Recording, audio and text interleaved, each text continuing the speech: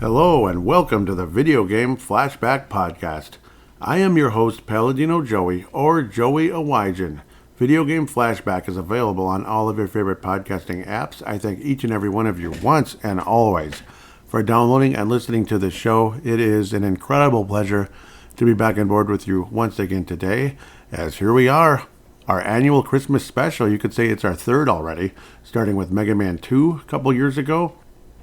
Bible Adventures last year, kind of fun way to go about things. And, obviously the Angry Video Game Nerd for a few years there was doing Bible games around Christmas time. It was fun. So it's like, heck, why not do the same thing at times? And yes, there will be Bible games in the future at Christmas time. Yes, there are. But this time around, we're going to go back to the very beginning when we first got the Nintendo for Christmas from our, once again, very generous parents around Christmas time, or as some of you call it, the holiday season. I will stick with Christmas time. The original six, the six games we got with, one of them was a pack of 2 games that came in the package of the Nintendo Entertainment System when you'd get it, unless you got like the other version back in the day with Gyromite and Rob the Robot. Whereas this time, this is the most classic and top-selling version, where you would get Super Mario Duck Hunt with the Zapper gun, and that was an awesome time. So that's why it was the most common game in the history of the world, pretty much, the Mario Duck Hunt deal. So yes, Mario Duck Hunt. But in this case, we're going to be reviewing the game that pretty much represents Nintendo as a whole, Super Mario Brothers.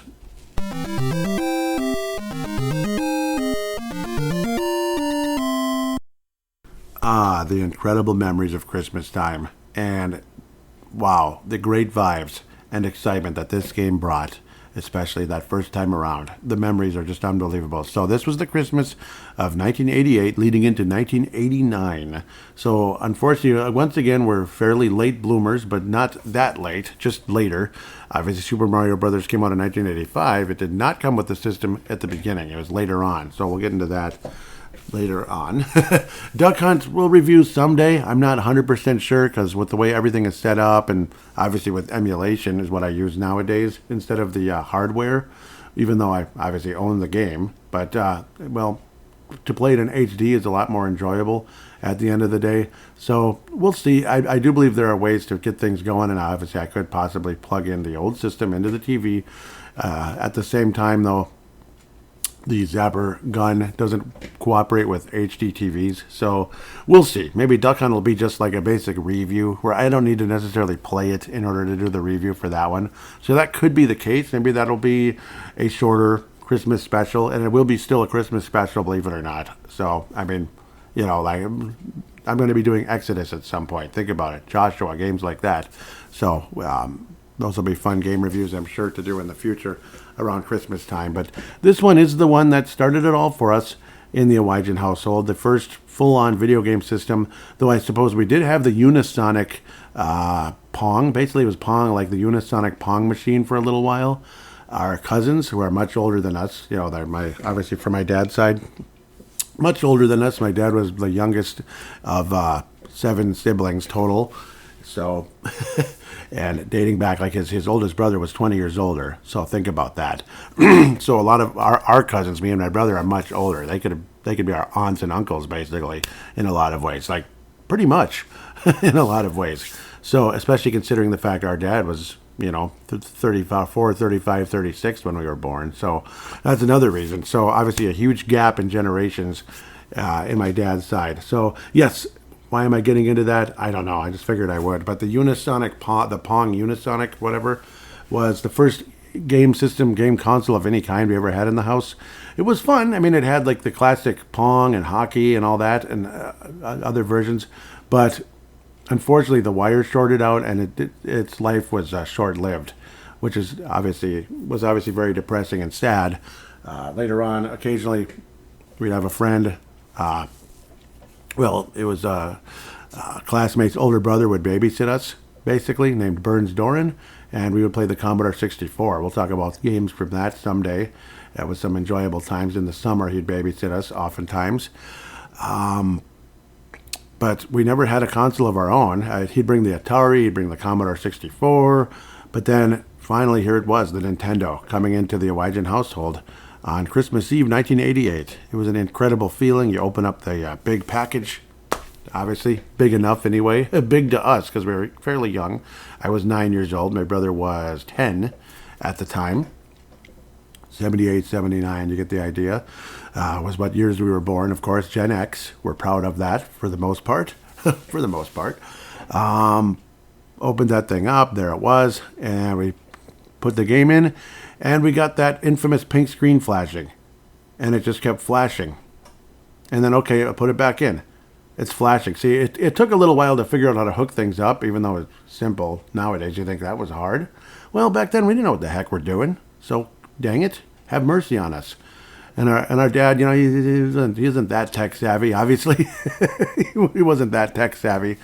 And again, in hindsight, hooking up a Nintendo to a TV sounds like, it's like a 5-second job to some of us nowadays, even with the old school style where you have to screw in the forks.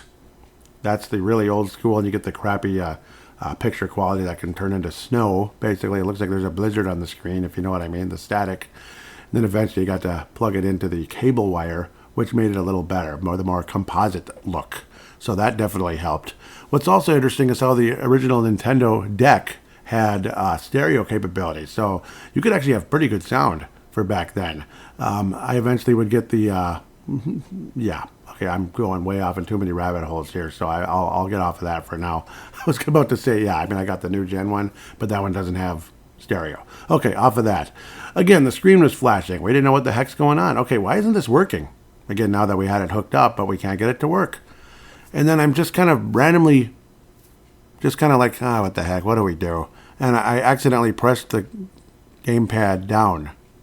Oh. Turned it on and it worked like a charm. Oh. We just had to push the game down, the game holder. You have to actually push it down. I didn't realize that because we were used to say like Atari where you just put it in and turn it on. That's all. Like, why is Atari so much simpler? Come on, and it should be. Why isn't the NES simple? The Nintendo at the time is what we called it, or Nintendo, because we didn't know what the heck we're talking about. Nintendo, yeah.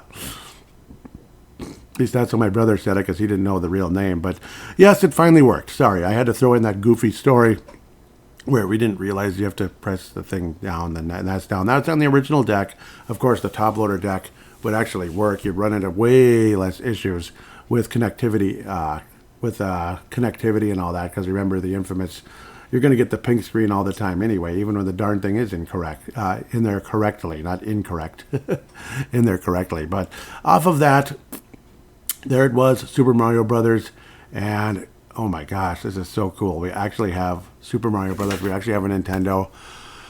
Oh my gosh. Oh, it was so exciting. Like, this is the coolest thing in the world. It is an unbelievable step forward, and some people might say it's a step back because, they say video games rot your brains and you get addicted to them. And, well, here we are all these years later, 36 years later. I guess they turned out okay. I guess my brother turned out okay. I'd like to say I could have been better, but I don't think it's the video game's fault necessarily. I really don't. So let's get into Super Mario Brothers in general. Thanks to Wikipedia, as always, for having a lot of information in front of you in one place, one-stop shop, you could say. Consider donating. I have done it before. Doesn't take much. Super Mario Brothers is a 1985 platform game developed and published by Nintendo for the Nintendo Entertainment System, the NES. It is the successor to the 1983 arcade game Mario, or Mario Brothers. This is the first game in the Super Mario series. Super Mario series, yes, where you could do a bit more than just play on one screen, kind of Atari/arcade style, where you're basically hitting, you're doing a lot of similar stuff. You're hitting blocks and such. But yeah, we'll talk about that one in the summertime later. That is not going to be a Christmas special. I repeat, not going to be a Christmas special. That's a summer type of game. Those arcade type of games, God, and I look forward to doing that one. That'll be a fun one. Maybe this summer. I don't know.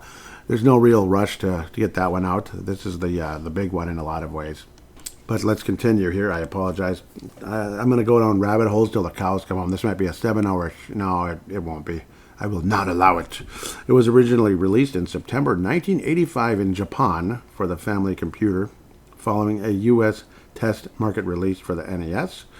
It was converted to international arcades on the Nintendo VS system in early 1986. The NES version received a wide release in North America that year and in PAL regions in 1987. So 1986-ish was when this started coming out, and eventually the Mario Duck Hunt thing came together. Players control Mario or his brother Luigi. That would be Luigi for like player 2, basically. That would be a multiplayer mode to traverse the Mushroom Kingdom in order to rescue Princess Toadstool. Yes, we like to call her Toadstool, I guess. Oh, it's Princess Peach, though. It's Princess Peach. That's what the millennials want to say. Fine, it's Princess Peach. No, Princess Toadstool in this one, okay? Come on. Okay. We want to save Princess Toadstool from King Koopa. This is a Gen X show, dang it. No, and yes, millennials are welcome, but please accept the fact that I'm going to go the Gen X route on a lot of this, okay? Is that okay with you? King Koopa, who was later named Bowser. It did say Bowser in the manual, though, didn't it? Pretty sure it did.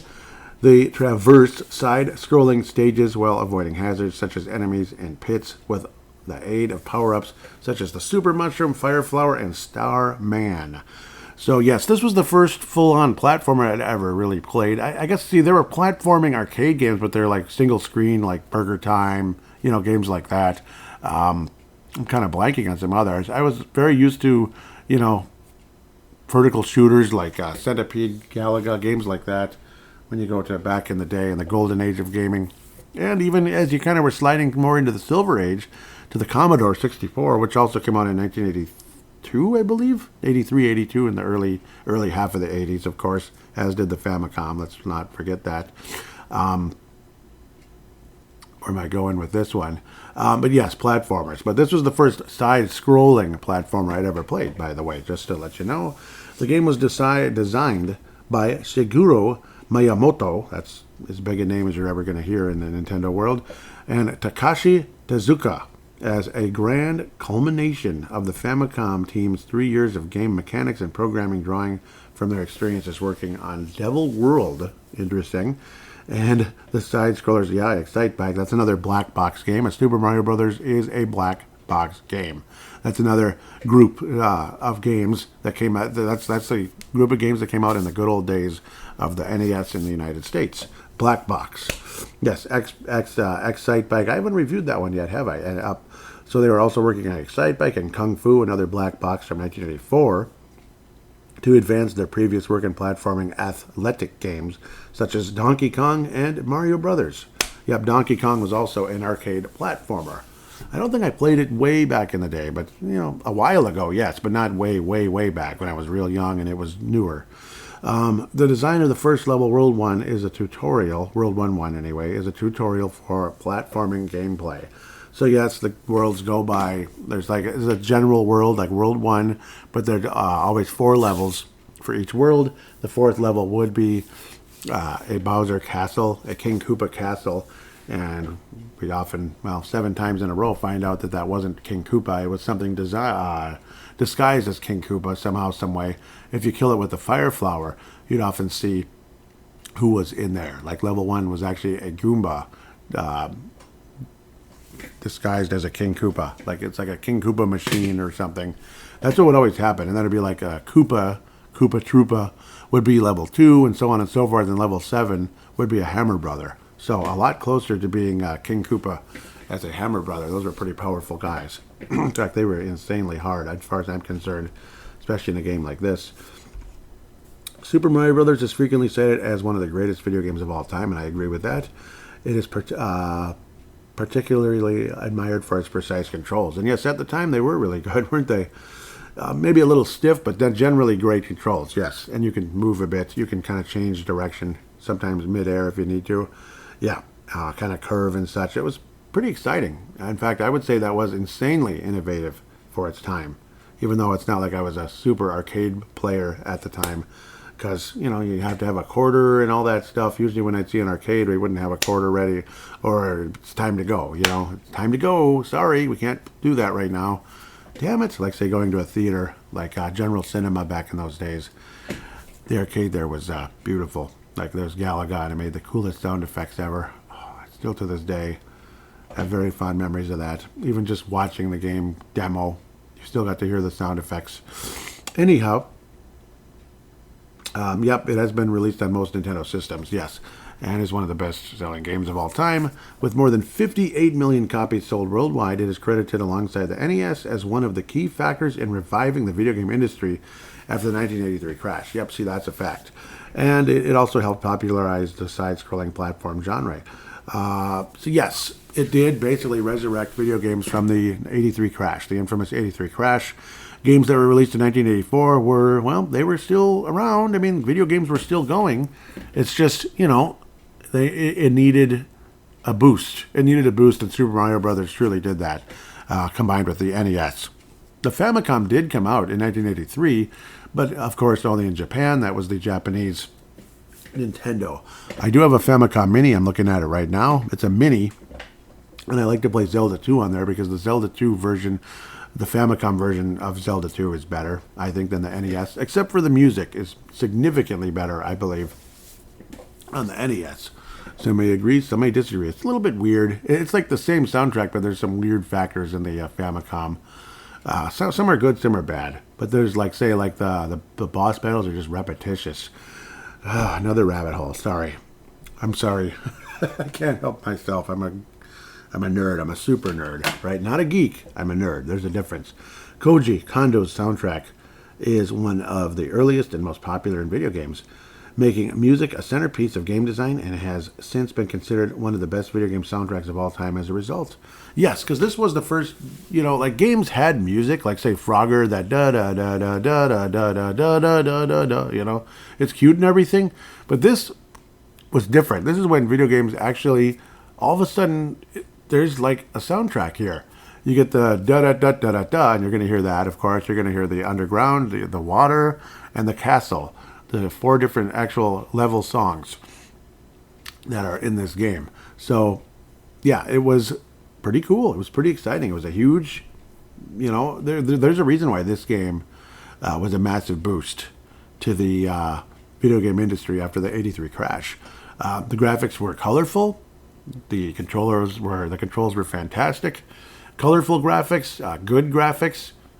For 1985, that's pretty damn good. I mean, the animation was fantastic. The effects of, say, the bricks coming off when you bust the bricks when you become Super Mario, because you can't break bricks as regular Mario. Obviously, he's like twice as large. Like he becomes a Nephilim giant or something when he eats a mushroom.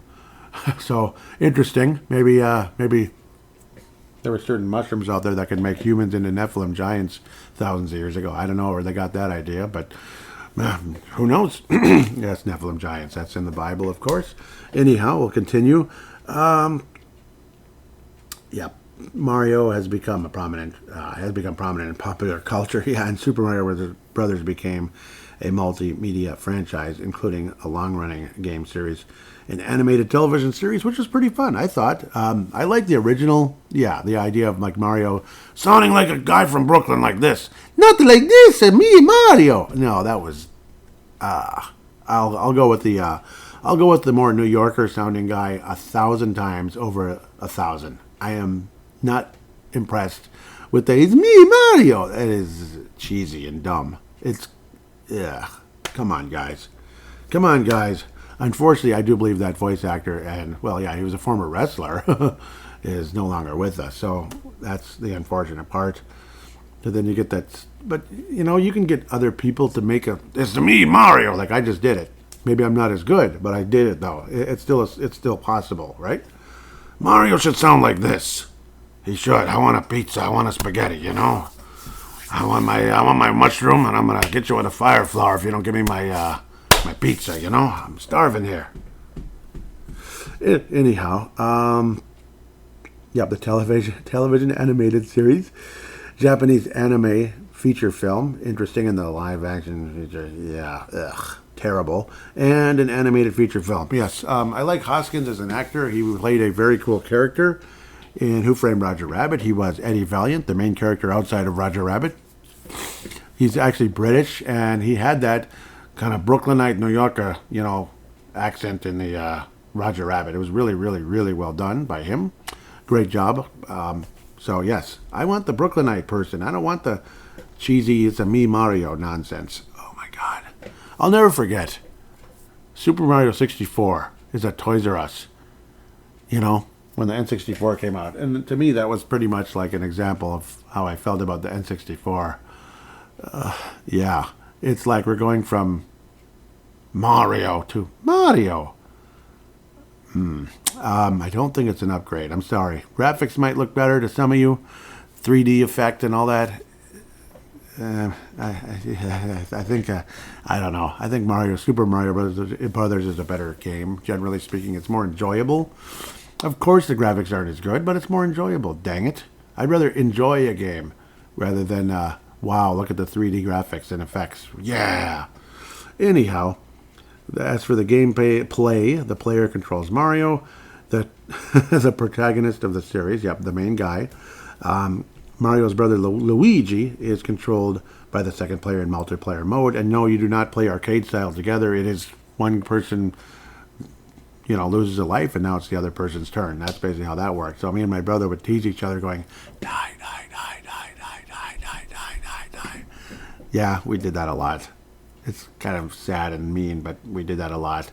So yes, multiplayer mode, and assumes the same plot, role, and functionality as Mario. Yes, it's exactly the same, but in the here's another rabbit hole, but it makes sense. The real Super Mario Brothers 2, which is called Super Mario Lost Levels. So spoiler alert if you didn't know that yet. Super Mario Lost Levels and Super Mario All Stars is the real Super Mario Brothers 2, which was almost the same as Mario 1. There were some graphical changes and upgrades and such, but also there's a difference between Mario and Luigi in that game. Mario kind of had the standard jumping ability, and he could stop on a dime, that kind of thing. Luigi could jump higher, but he was a little bit slipperier, though. Like, he couldn't stop on a dime. He'd slide a little bit, like as if his shoes had ice or he had Michael Jackson shoes on. I don't know, because the slipperier you are, the more likely you'll be able to do some really fancy dance moves like the moonwalk. Yeah. Anyhow, off of that rabbit hole. But yeah, there was a difference. That was another upgrade in Mario 2 in Japan. The American Mario 2 is, there's a story behind that. We'll get to that when the time comes when we review that game, which could be in a couple months or a year in a couple months. We'll see. It's a February or September game for me. Anyhow, you want to get through the Mushroom Kingdom, survive Bowser, and save Princess Toadstool. Yep, so a lot of this we've already discussed, but it's kind of the general speaking conversation. We're going to kind of bounce back and forth here. And of course, I'll be talking about things as we're doing the game review, playing through the game and such. The developer is Nintendo R&D 4, publisher Nintendo, director Shigeru Miyamoto, producer Shigeru Miyamoto, designer Shigeru Miyamoto, and Takashi Tezuka, programmer Toshiro Nagago, and Kazaki Morita, artist Shigeru Miyamoto and Takashi Tezuka, composer Koji Kondo, series Super Mario, platform Nintendo Entertainment System, and in the arcade, believe it or not, yes. And it was on the demo unit as well, but you'd be playing it for like 5 minutes and it would kick you off. Release NES, Japan, September 13th. Ouch, good luck. 1985. At least it wasn't 9/11, huh? Yeah. North America, October 1985. Okay. Anyhow, European Union, May 15, 1987. European Union. No, Australia, not European Union. I just said that. Australia, July 1987. Enjoy that one, Vince Germano. Big shout out there. And I'm guessing New Zealand as well with Tanae Brown and Levi Brown over there. Arcade, European Union, January 1986. We were creeping through the mix in 1986. North America, February 1986. Good old days. I was a kindergartner, wasn't I? Yes, I was. 85 into 86. Yes, so I was a kindergartner at that stage because it was the beginning of 86. Does that make sense? Genre platform, modes, single player and multiplayer. Arcade system was Nintendo VS system. Cool. And then again, it was in the demo unit, but yeah, it's fun. It's cool to have. If you have one of those, you're probably insanely lucky, and it costs a fortune. Yeah. So, yeah. it will be fun stuff for sure.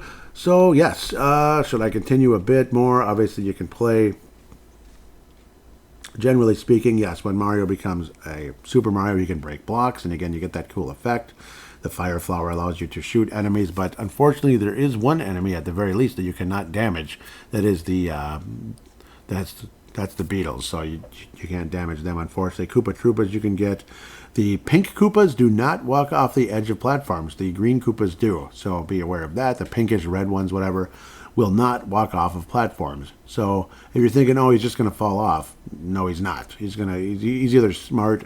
In the manual, they say they're chickens. Oh, they're too scared. Yeah, but what about accidentally killing yourself walking off the edge? I'd say they're more smart than chicken. Whereas the green one, again, you think he's going to turn around and he'll walk right into you because he'll come off the platform and hit you. So there's that too. Sometimes the platform, coming off the platform doesn't kill them. It actually damages you instead. The stupid Hammer Brothers, they're very difficult. Obviously, they throw hammers and such, but you can get them from beneath usually. By hitting the brick beneath them, it'll knock them off the screen. Basically, it'll beat them.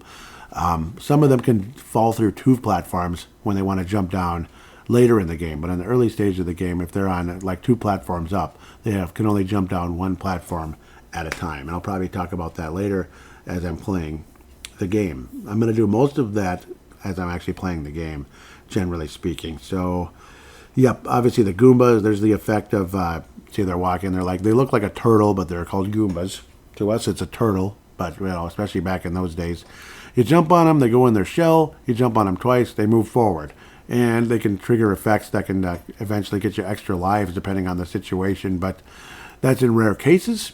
And then there's one certain spot in the game that a lot of you already know on World 3-1 where you can hit the turtle over and over and over again. If you're standing in the right spot, the turtle will bounce forward and bounce back to you, bounce forward, bounce back to you. You just kind of are hopping up and down while not pressing the button, but yeah, you let it kind of go on its own effect, where it's like it's kind of stuck in a mode, and all of a sudden you start getting extra guys. Because every time you hit the Goomba, the score jumps. Unless you hit the ground, the score does not jump anymore, but the score will jump. It'll double from 100 to 200 to 400, so on and so forth, and eventually will turn into extra life, extra life, extra life, extra life, extra life. So that's another effect that's in these Mario games when you throw a Goomba or a beetle forward by jumping on them. So there's that. Yeah, we'll get deeper and deeper into the different Bowsers as they get harder and harder and harder to the end of the game. He gets faster, and he eventually has freaking Hammer Brother. He has the hammers from the Hammer Brother effect, and that's a real nightmare to deal with. But if you can time things right, you'll be fine at the end of the day. Buzzy beetles is what they're called. Sorry. So we'll get further and further into that as we go. So maybe I'll stop rambling for now. It's been a very long introduction because, well, this was the introduction of me into the NES world and into home consoles outside of that Unisonic Pong machine.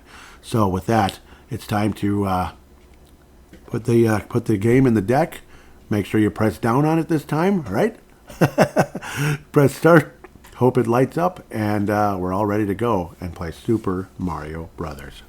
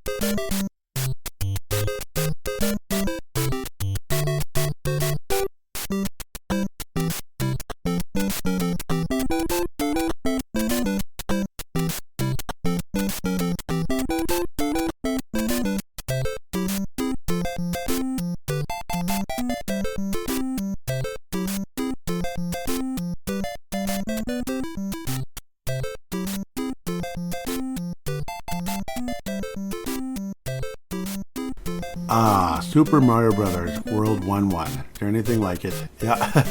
You gotta love the blue sky in the background, the clouds in the sky, just the details itself. You see the hills in the background, the trees, the tall trees or bushes as well. You get the mushroom at the beginning, you get the coins.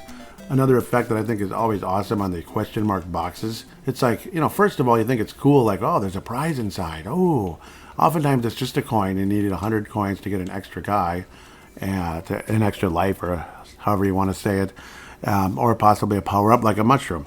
Occasionally, again, you might get a 1-up mushroom. The power mushrooms have the red spots on the mushroom, and the 1-ups have the green spots on the mushroom. Most of you know that, but just talking about it anyway. There's also a secret green mushroom right after the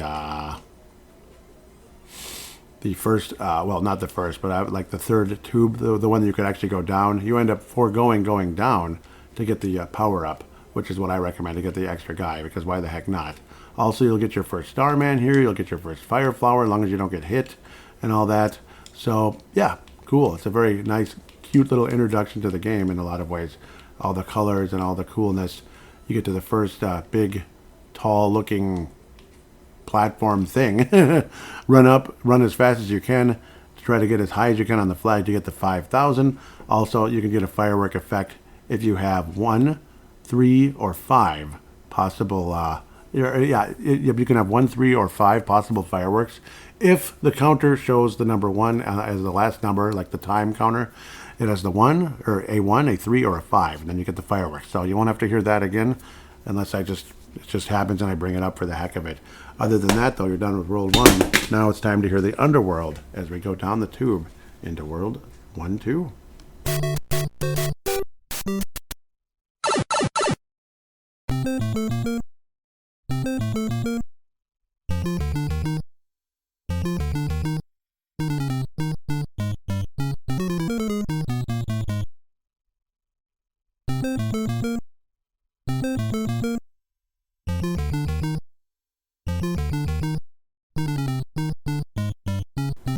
World 1, 2, where you have like a twin Goomba at the beginning. In a really rare case, if you have the Fire Flower and you somehow hit right in the middle, they'll die as a twin, and that is extremely rare. It's really cool, though, if you can get that to happen. Here is the first effect where you'll basically have you'll see for the first time the possibility of jumping into the upper area, where you'll be up by the scoreboard, as we can call it. So that's always pretty cool. Here you'll be breaking a lot of bricks to get to places, but yep. When you get further in the level is when you have the opportunity to possibly get up by the scoreboard when you try to get a 1-up that's actually hidden in the area. So pretty cool as we get through World 1, 2. Instead of going to the warp zone, which is an option, you can do that when you're in the upper area by the scoreboard. If you keep going straight for a little while, you will get into a warp zone where you can get to level 2, 3, or 4 if you want to rush through the game. But in this case, when we're doing a game review, we're going all the way through it, World 1, 1 to World 8, 4. And wish me the best on that, right? But no, I've done it, and it's a lot of fun to do. World 1, 3, we continue with that one.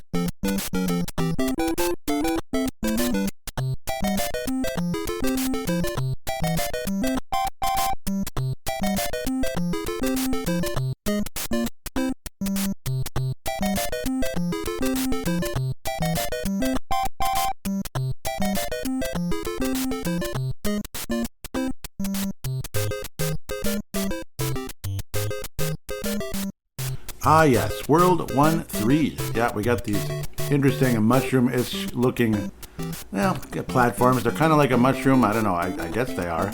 Always a level in the past that I used to think was a big problem, but, well, it really isn't. I just made it harder than it was. You just have to kind of be patient and hop over the platforms. Watch out for the flying Koopa Paratroopas and the Goombas that walk off the edge and stuff like that, and it's not too hard of a level, really. Arguably, one of the biggest hazards of this level is not just the up and down platforms, the platforms that move up and down. It's the judging between the difference of the red or pink, we'll say red Koopa Troopas and the green ones. The red ones stay on the platform, the green ones walk off the platform. And the platforms, obviously, cool reminders of, say, arcade games of the recent past at this time that this came out was Donkey Kong and Mario Brothers, but mostly Donkey Kong. You saw the platforms moving around and such. So, yep, it's always a lot of fun, and it's cool. You're bringing Donkey Kong home in some ways in a modern system at the time. One thing I always admired about this game is the detail of, say, the coins, how they would change color, with like the shade. They'd go like light to dark, light to dark, light to dark, and I'd often press pause to see the different shades. You get like the lighter goldish color, and then a little more tan, and then like a dark brown, almost like a coffee color or chocolate. Cool, huh? I just always liked that. There were actually 4 different shades. There's like a gold, and then kind of a light tan, and then like a milk chocolate, and then a dark chocolate or coffee look. I don't know. I like that. I'm intrigued by that kind of thing for some reason. Once you get through the relatively easy level, you get to what is a much larger castle this time around instead of the typical little, I don't know what you'd call it, like a little turret or whatever at the end of every level. This time it's a much larger castle, and that means, well, it's a Bowser-like castle. World 1-4, cue the music.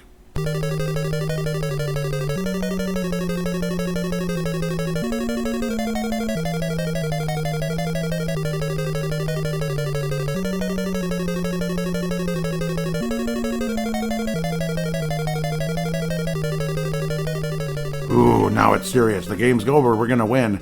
And yeah, the one annoying little aspect, but it's funny in hindsight is the lava that doesn't move. The red lava or red water. It's lava, I guess, or fire water or whatever. And then you get the really annoying, spinning flame fireball thingies. You also start noticing as you get near the end of the level, you're seeing flames coming at you horizontally. They look like kind of like large candle flame. They look like very large candle flames because they're kind of tall and thin, moving sideways at you. That means you're getting close to Bowser or something imitating Bowser. When you beat this guy with the fire flower, if you have it, he will turn into a Goomba, which tells me that's exactly what he was. He was a Goomba transformed into a Bowser-like character. Then you get to a toad or whatever, not a toad like a ribbit, but they call him Toad, I guess. And he says, "Thank you, Mario, but our princess is in another castle."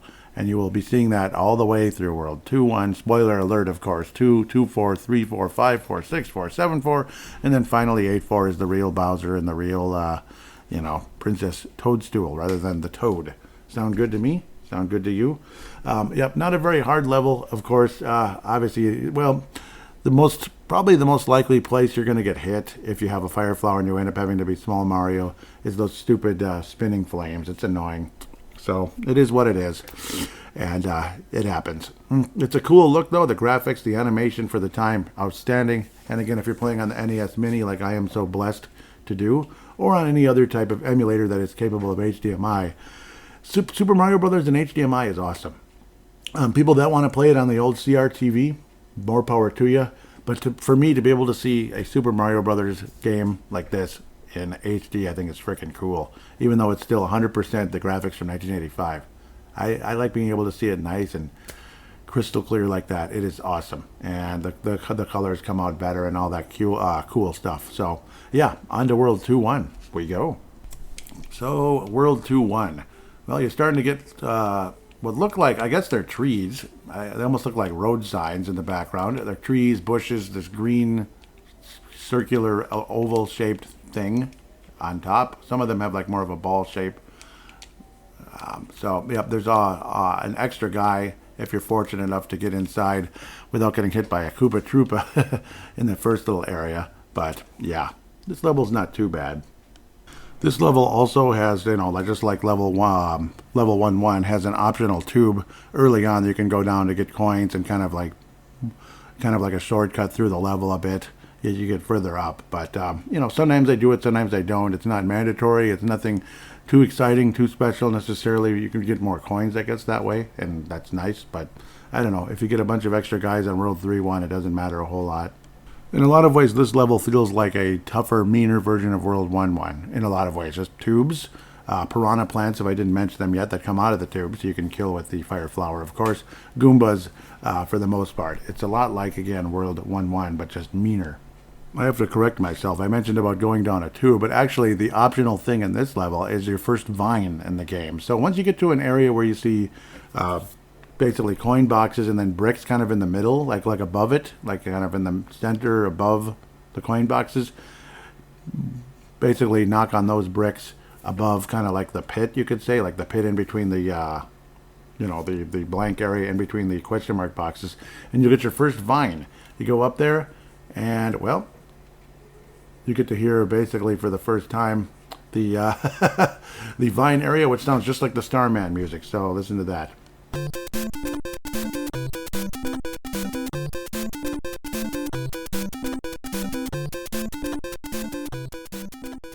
Ah, yes, the bonus zone, you could call it. Yes, I say ah, yes, too much. You're up with the clouds, I suppose.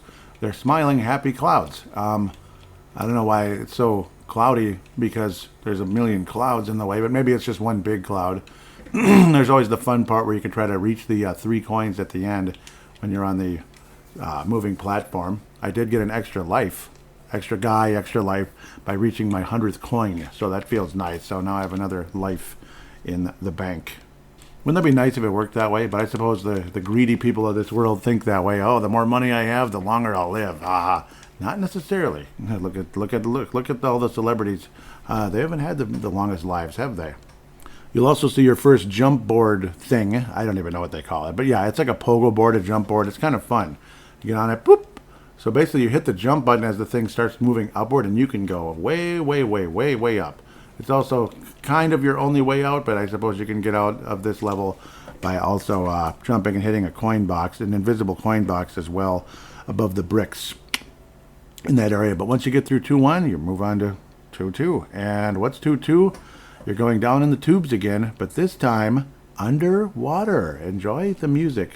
Arguably the most fun song in the entire game.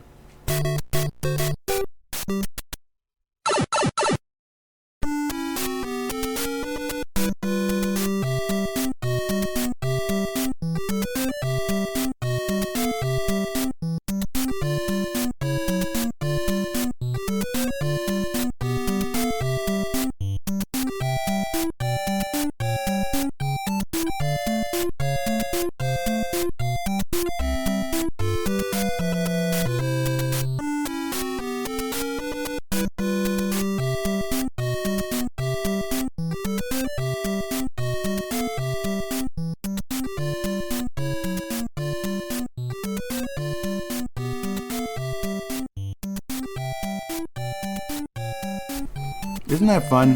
The underwater. Yep, and it's kind of cool. You hope you have fire flower, which in this case I do. I always used to compare this to hockey. Yes, I have hockey on the mind. Check out Brave the Wild. Like the bloopers, those are those squid-looking things that can move all over the place. I used to say that would be the center. And then the cheeps, the 2 different kinds of fish. The ones that don't move at all, other than just straight, those are the defensemen. And then the ones that move a little bit are the forwards. Because like floor hockey, you'd be restricted unless you were a center. And floor hockey, yeah, I know, I'm in the mind of floor hockey. There's different kinds of cheeps. There's the slower moving grayish colored ones, and then the faster moving red colored ones. Some of them move up and down, some of them move just straight. But one way or another, they're cheap sons of biscuits. Watch out for those bloopers. Every time you kill one, it is a relief seeing that son of a biscuit upside down and moving downward off the screen. It is like, boy, does it feel like $1 million getting those guys out of the way, because they're annoying. The cheeps are annoying too, but they're not nearly as dangerous as les bloopers. But what's fun about this kind of level is how it's like, yes, it's a video game and it's the fantasy look to it, but there's also a realistic fantasy 8-bit. It's realistic combined with fantasy 8-bit. That's what I like about it in terms of green. You got the green background, like it's underwater, that seaweed building up on the, stones or whatever. You get the corals, that looks really cool, which can impede your progress, unfortunately. So watch out for getting stuck in there in between a blooper and a fish or something, or cheap sheep. And then when you get to the tube, it's kind of that kind of a rusted, purplish, reddish look. So it's kind of cool. It just gives you that I'm underwater feeling without leaving the 8-bit fantasy world. It's pretty cool. Then you come out of the tube and you're like, it's over already? Yep, it's over already. But in a lot of ways, it's a relief too, because you could easily get hit by those damn bloopers or cheeps or something stupid. World 2-3, let's go. Oh, goody, the level of the flying fish. So you kind of work yourself into a sprint and then you slow down and then work yourself into a sprint again and slow down, all while avoiding pits and timing your jumps and all that good stuff. So it's one of those kind of levels. You know, it's the level that can have you being like, oh, that was kind of fun, or cursing your bleeping head off at the same time because you're like maybe you're millimeters away from getting to the you know, final stage, level 2-4, final stage of this world, which thankfully I just got to. And you feel like $1,000,000 if you get there without getting hit. You get to the obviously the mound, so to speak, or pyramid type thing, and then get to the large castle for World 2-4. Up and coming, another big boy level. Woohoo!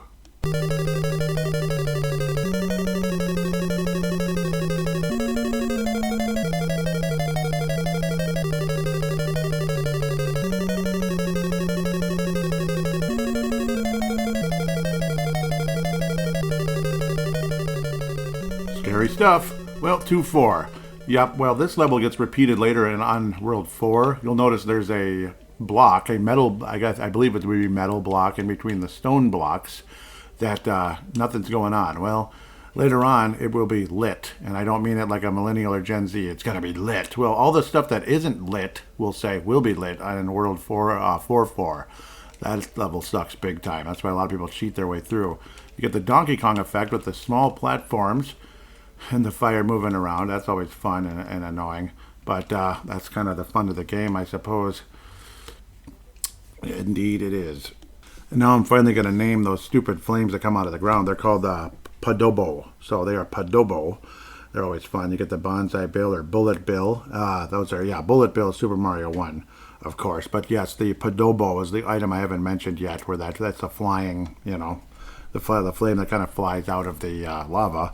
Scary stuff to deal with, but yeah, you definitely have that. And like I said, watch out for the, well, just make a note that level 4 is going to be a hell of a lot harder. You're going to be really taking your time with those spinning flame fireball deal. And again, it is a Donkey Kong effect with the small platforms. You just kind of think Donkey Kong right away with that. Of course, when you start seeing the flames coming your way from Bowser, that's when you know you are getting to the end of the level.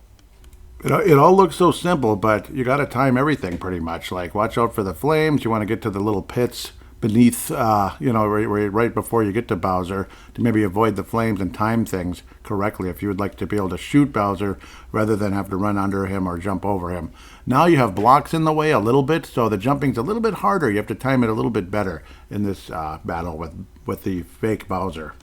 You'll also have the horizontal moving platform above Bowser, fake Bowser number 2. This one again is a Koopa. It's a green Koopa that shows up after you blast Bowser to Kingdom Come, or the fake Bowser. So yes, level 2 completed. On to World 3, where you will have a nighttime effect. Woo-hoo. World 3-1. Here we come.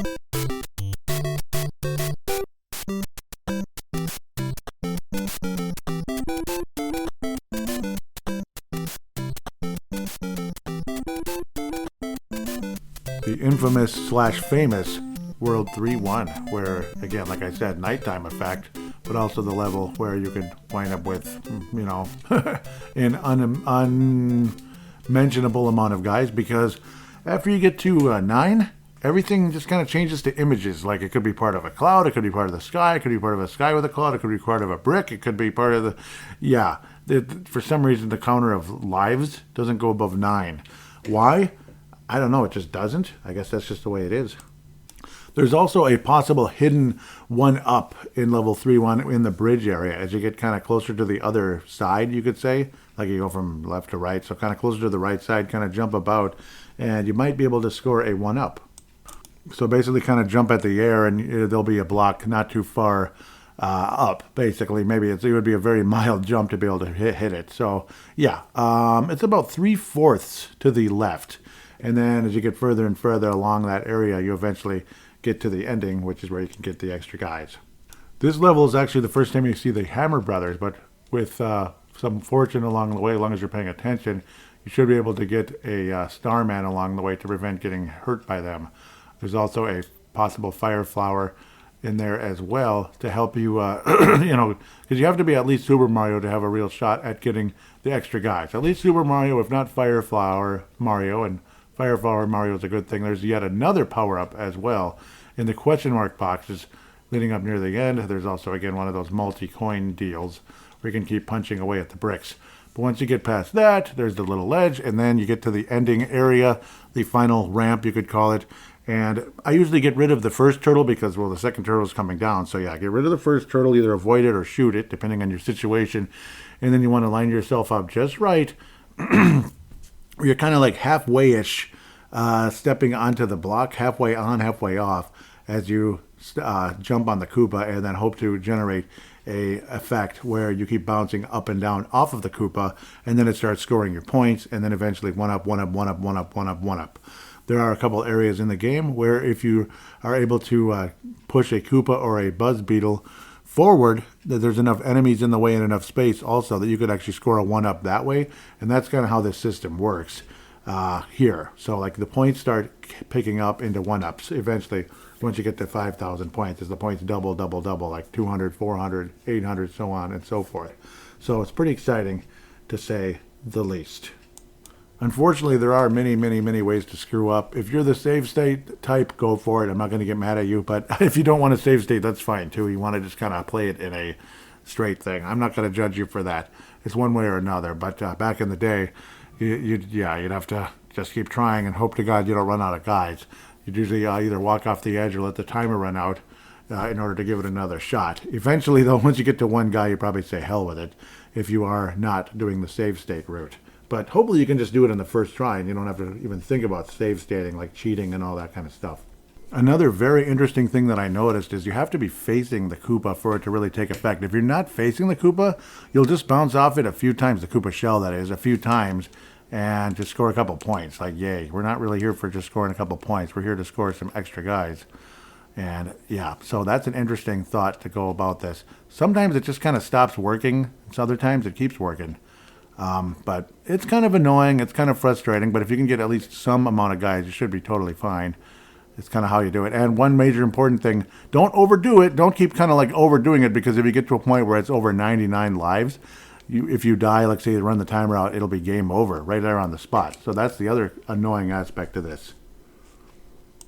If it seems like it's not working as well, sometimes try to like nudge the controller forward just the teeniest bit. I mean, it tends to work for some reason. I don't know. Yeah, it seems to be a factor, yes. So if you keep kind of getting bounced off from 400, 800 points or something, and then that's it, nudge forward just the tiniest bit. It's kind of weird, but it works. It's really weird, actually, but it's one of the most annoying parts of the game. Even as fun as it is, it's annoying as well, because, like you can easily like get screwed over in this type of thing as well. So yeah, sorry I'm prolonging this.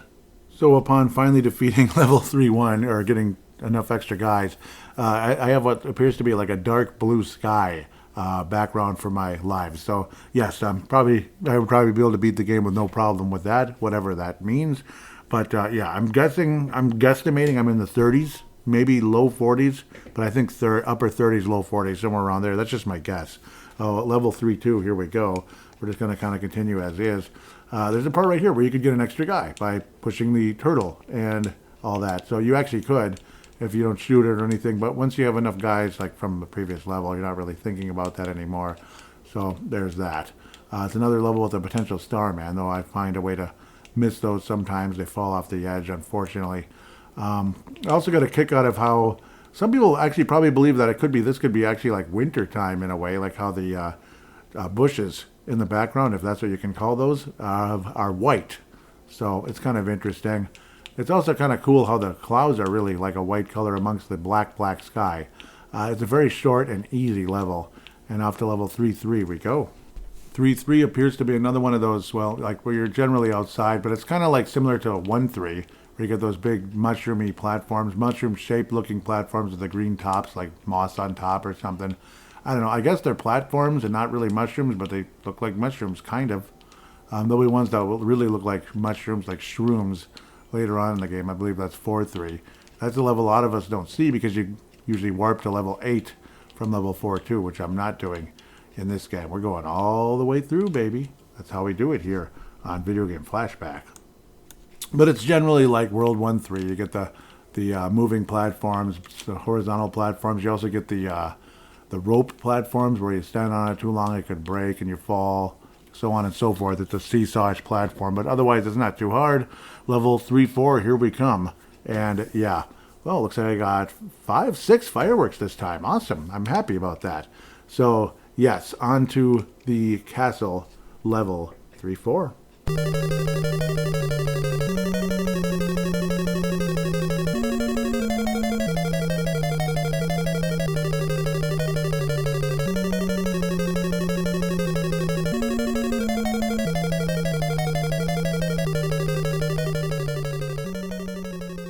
Yes, another castle level. Woo, hoo, hoo, hoo, hoo, hoo. And you got those podwos or whatever the heck they're called, and the spinning fire chains. Those are annoying. Yeah.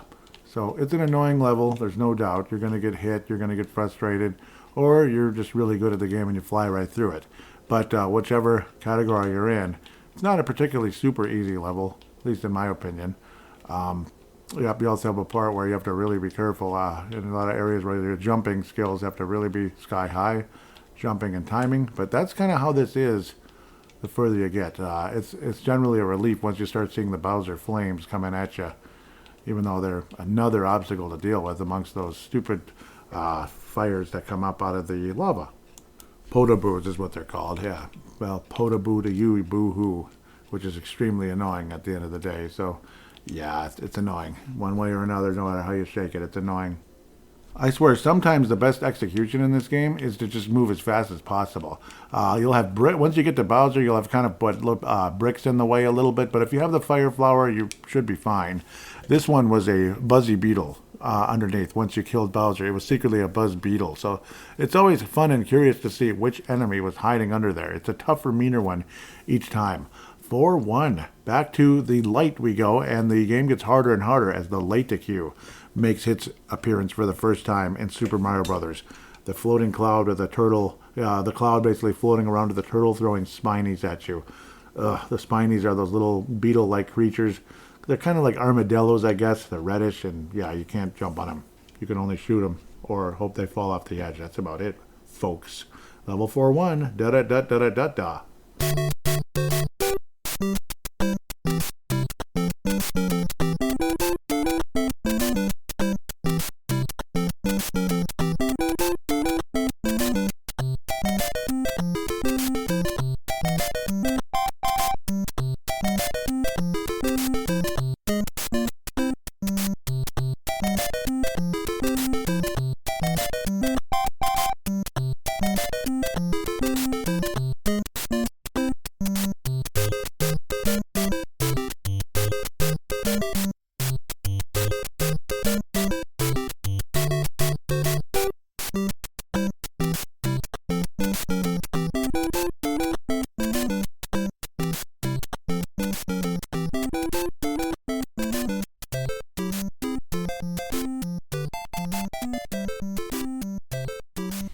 Ah, yes, infamous level 4-1. The Laticue hath arrived. The guy's so annoying. But if you have a firepower, and you can even jump up early on the question mark coins and knock him out. But unfortunately, though, odds are he will return, and yeah, it is what it is. Now, yeah, well, this level you can go down a tube, or you can just go through the level. I kind of don't care either way. Going down tubes is fun, but not going down tubes is okay as well. Again, watch out for the spinies. Laticue does come back, unfortunately.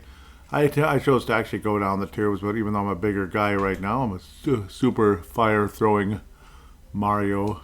This is one of the first levels where you get some interesting jumps, where you have to jump on a ledge in the center of a pit It's not the hardest thing in the world. It gets a hell of a lot harder once you get to level 8. 1, where you have to land on a very small pit in the middle of a very large pit. Not fun, but a pretty short level. 4-2, you're going back underground again. So now we get to hear the underground song again. Cool?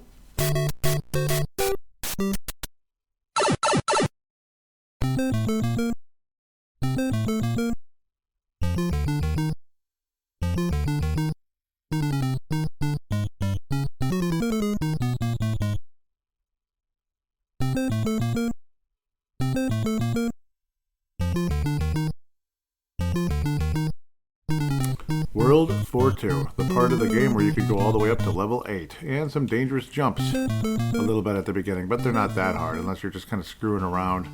The pits are not very big of a difference. There is an area where you could hack away in the ceiling and find some coins, I do believe, if I remember correctly. Yes. Okay, it looks like it's about 4 blocks from the, 4 blocks from the edge, so to speak, upper there. You can, pound away and get some coins. It's just kind of like a completion type of thing. Now, of course, if you're curious where the warp zone is, or how to get there, believe it or not, there's a vine underground. You can get a vine underground. You kind of work your way to past the platforms that are constantly going downward. You'll notice there's some bricks hanging around. You can pound away at some invisible coin boxes. The key here is do not go, when you get one coin box, move a space over first. Move like a full space, like ignore the center, you could say. Ignore the space in between, or ignore the space from the left or the right of one of the boxes and leave it open, because you want one of the bricks to be left free. Otherwise, you will not have room to be able to hit the block. Hope I'm making sense. That's just how you can get down the vine, and that's how you can get into the potential warp zone. You go up into a mushroomy looking platform area, and you'll have the option to get to Worlds 5. Excuse me. 6, 7, and 8. And then there you go. You can also go to World 5 at the end of this one, if I remember correctly, at the end of the level, which is a la like World 1, 2. So you can do one or the other. I choose to just work my way to World 4, 3. So that's going to be a little different. I'm so used to going to World 8 over and over again. They'll be moving platforms, moving up and moving down. It's not the easiest level in the world, but it's also not the hardest. You can also cheat your way through the upper area if you really want to do it that way, but you will wind up in the warp zone for World 5 if you're not careful. So, because eventually you won't be able to go back down again anymore. So that's another thing to think about. You can also run out the timer here because it's just such a long level and you're being careful. But eventually it comes to an end. Sorry I've been babbling so long, but it's a very large level with a lot of details. Thankfully, you move on to World 4-3 now. World 4-3 is another one of those obnoxious levels, which is, it's another one of those obnoxious levels where there's, lots of platforms and you have to be careful. These have that shroom look, or you could just say Super Mario mushroom look, but you can also say shrooms because they're spotted. But they don't have the same color scheme as shrooms, thankfully. Not that I know a whole lot about those. It's just you see them everywhere all the time in tobacco stores nowadays, and just everywhere else you look. It seems like shrooms. So no psychedelics involved here. Mario just gets bigger. That's the good part. And these giant platforms just kind of have that look. But it's actually, if you're playing it on the NES Mini, the graphics are beautiful. Like the colors are beautiful. They're so full and intense. And that's why I like playing this on the NES Mini. So you get the HD colors. It looks better. It just does. Off you go to World 4-4, which is actually when the game starts to get pretty damn hard, to be quite fair. Back in the castle we go.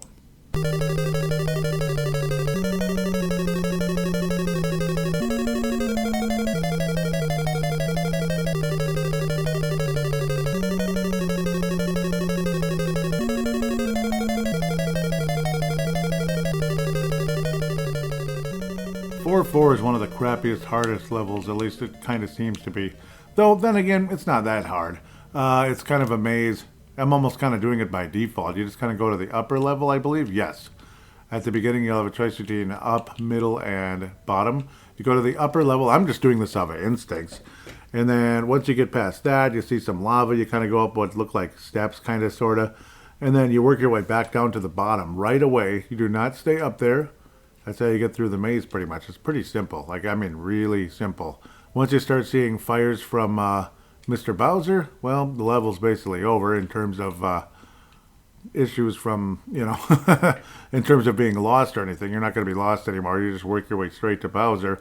Hope you have the fire flower. Unfortunately, this time you have some extra baddies to deal with. And boy, this is a tough one if you want to get through it with the fire flower. You have the fire chain deal, and you have the, I always forget how to say those names, those annoying stupid fires that go up from the, podobos. You get those annoying podobos that come up out of the lava. So, and of course Bowser seems to be moving faster than he normally does. Kind of annoying, to be quite honest.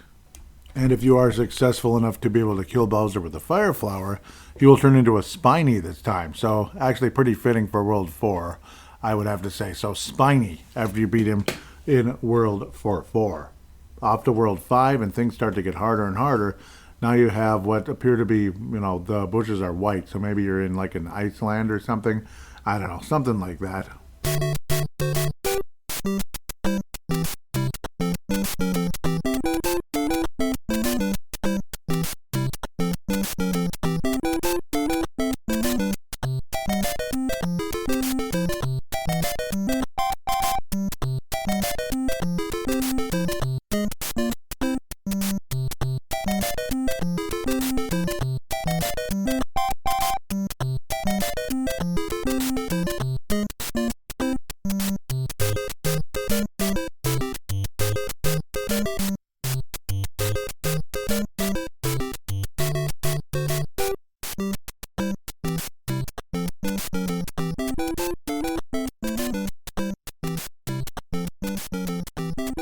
But, like I may have said, World 5-1 is when the game starts to get pretty tough, honestly.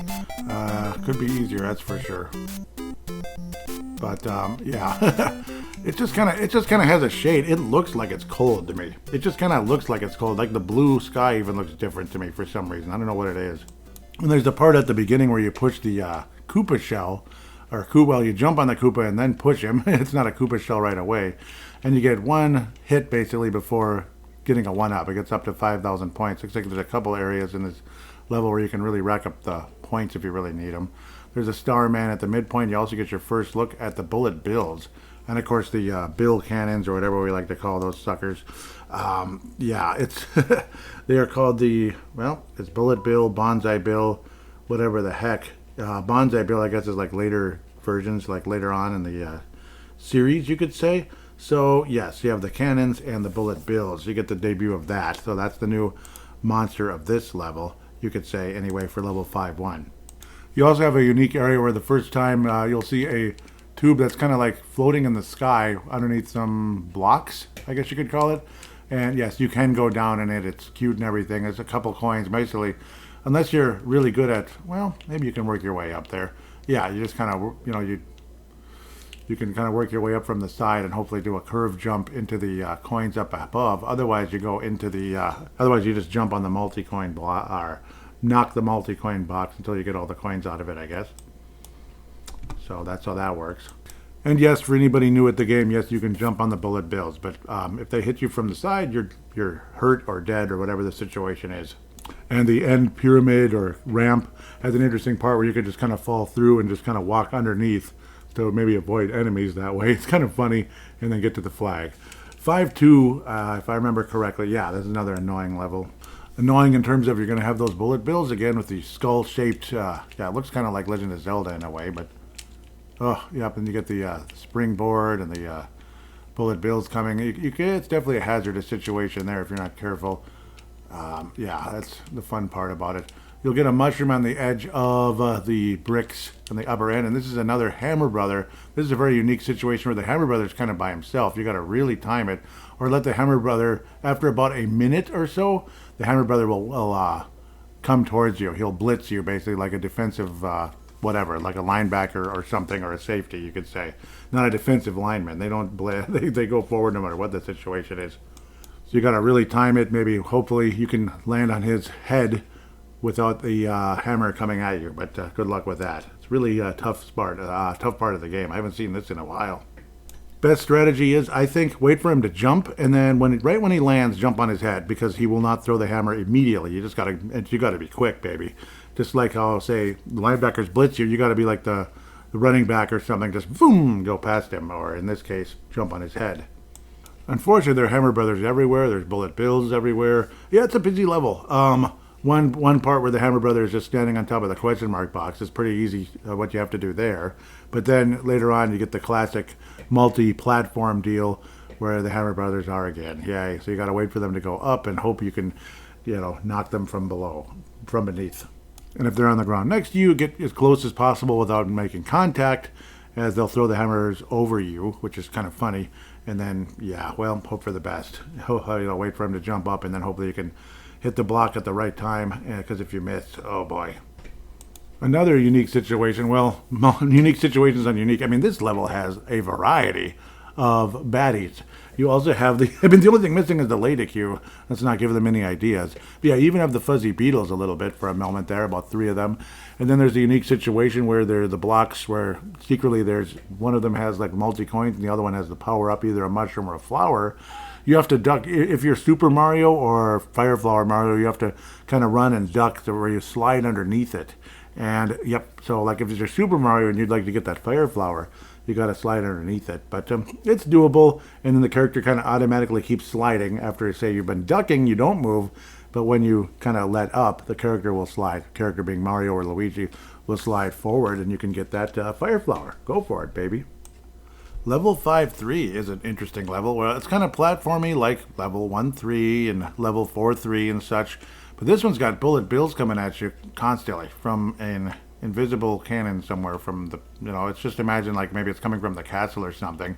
Then you have Goombas coming at you in a really annoying fashion. That's always fun to deal with. Kind of falling off and hitting you. So, yeah, it's an interesting level in that sense where you're constantly being barraged by baddies. It's a lot of fun. I just love it very much, especially when you get hit and you don't want to get hit.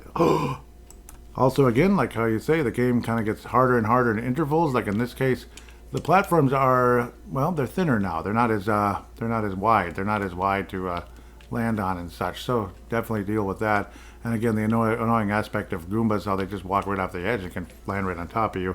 And like I said, the thinner platform, so there's less area to land on. Ooh. Even at the ending can be a pain where you gotta make sure you don't fall off the platform, because you may have a hard time getting up to the end and to the flag, because it's too high to do a regular jump to get up there. So yeah, be careful.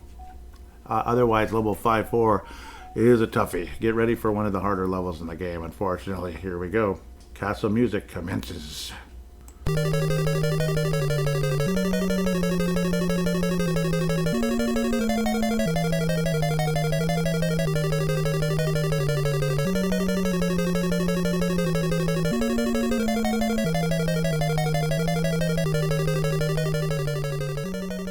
Oh boy, level 5-4. Not looking forward to this one. Because remember how the earlier level was at level 2, I believe? Yeah, remember how there was that thing in the middle where, there was no, it wasn't lit up? Well, now it's lit up, and it's a massive, massive, massive fire chain. Or fireball chain. Oh boy. Well, when you try to get the power up, I'm not sure you can even get the timing right. That's how intimidating this level can truly be. I don't like this level at all. It's one of the hardest of the game. It's stupid because it doesn't look as hard. It doesn't look that hard, but like if your timing is just a little bit off, you're going to make mistakes. There's a Podoms and of course the stupid, fire chain right at the beginning of the level. It's like, for God's sake. And it's always a semi-relief when you start seeing the Bowser flames coming your way. Nothing easy about it or anything, but you got to do what you got to do, right? Yeah. Well, you got the pits, you got the Podoms, you got the flames coming at you, and all that. You got to time everything like frickin' perfect. And if you're fortunate enough to have the Fire Flower, you can kind of hang out in the pit very close to Bowser, kind of draw him closer and then fire away. And if you do kill him and all of that, he will be a Laticue this time. So level 5 is a Laticue underneath the Bowser whatever, like disguise is basically what it is. And congratulations on to level 6, and you could call this the real Iceland at the end of the day. Just to backtrack, the Bowser here has, there's a thin platform, there's bricks and all of that, and Bowser does not shoot Hammer Brothers yet. That's still coming, Hammer Brother hammers, whatever. But level 6-1 is actually a night level. It is not a snowy level. Arguably level 5 was that. I do believe 6-3, though, becomes what you could call, I don't know, I always thought it was like mist or wet or moist or snow or whatever it is. It's a very interesting level, and we'll talk about that when we get there. But 6-1 is the second dark level in the game. It's like nighttime. Because, well, what a horrible night to have a curse.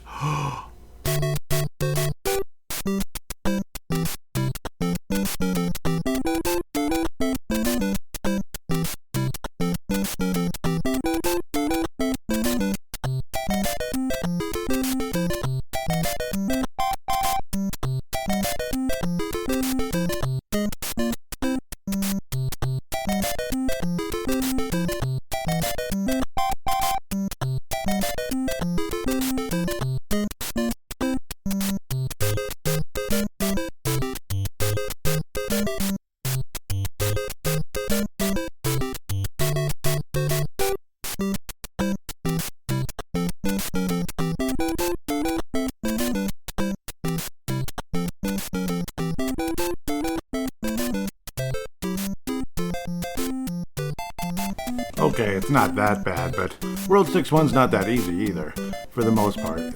It's got a lot of blocks in it, and you got the later queue to worry about, and it's kind of obnoxious getting up the way. So there's a little bit of that going on. It's not an easy path, there's no doubt about that. A later queue at nighttime, yeah, a later queue at nighttime. It's annoying. But some of the brick design's kind of interesting, and the later queue is pretty accessible. That's the good news. Usually there's a lot of high areas when the later queue pops out where you could nip it in the bud pretty early, if possible. You also have little tiny pits. If you're not paying attention, you could accidentally run your way right down into them if you're just kind of screwing around. You don't jump at the right time. But again, interesting design of a level. I'll definitely give it that. Not too long either. 6-1, pretty quick. Moving right along to 6-2. Well, it looks kind of like more of the same. No later queue that I remember at this stage. It looks kind of like, almost looks like 2-1 in darkness, but then it gets a little harder. It kind of is 2-1, like reconstructed with some extra tubes like floating in the air, if that makes sense. Or pipes, not tubes. It's just plumbing. It's called pipes. But it could be tubes too. Pipes and whatever. It is what it is, right? After a while, World 6-2 kind of feels more like, I don't know, like something in level 7 in Mario 3. There's pipes everywhere. It is pipe central. It's pipeland. It's pipeland in Mario 3. That's kind of what it is, isn't it? I don't know. We'll worry about level 7 when we come up in a minute. That's kind of like a meaner version of level 5, which is pipes and bullet bills. But this one's a lot of pipes and piranha plants and Goombas and fuzzy beetles or buzzy beetles or whatever they call those assholes. I swear 6-2 feels like twice as long as like other levels. It just does. Like it just keeps going and going and go. What the heck? You know, I don't know. Are all these levels the same length? I thought so, but no, they're not. This is like twice. It's gotta be. Ugh. Then a piranha plant in the middle of like the exit ramp with a stupid Koopa paratroopa coming down. He's paratrooping down to me, the son of a gun. As you finish the long frickin' level, you're relieved as all heck to finally see it end. And now we venture into one of the more unique levels in the entire game. World 6-3. Ooh. World 6-3. Yeah, this one, I think it's more slippery. And I know, oh yeah, you can feel it. Yep, you can tell there's a difference. It's just, you don't notice it, and there's no sound effect like there is in, say, Super Mario Lost levels. Oh, we'll get to that one of these days. I'm terrified as all heck. Yeah, it is slippery here. It's like ice, I guess. Back in the day, I always thought like it's like kind of a foggy night, you know. But yeah, that would be slippery too, potentially, if there's a lot of, you know, microscopic water droplets everywhere. It's slippery. I mean, go out and kind of run around, jump on platforms and stuff, and kind of a chilly night like this, a chilly, foggy, or icy night, you're going to be slipping and sliding, baby. Now, why the clouds have red bottoms, I don't know. They just do for the effect, I guess. And eventually the bullet bills start flying in your direction from some unseen son of a gun. And it's mean, but that's how it goes. That's the challenge of the game. But yeah, it's bullet bills. You get the springboards. You get the tiny platforms that are moving around. Tough level, honestly. When you get to the end, it's another wonderful relief, and the castle's all covered in ice or fog or whatever the heck it is. It looks really cool because it's all kind of shady looking. World 6-4, time for some castle musico once again, or musica. Ooh.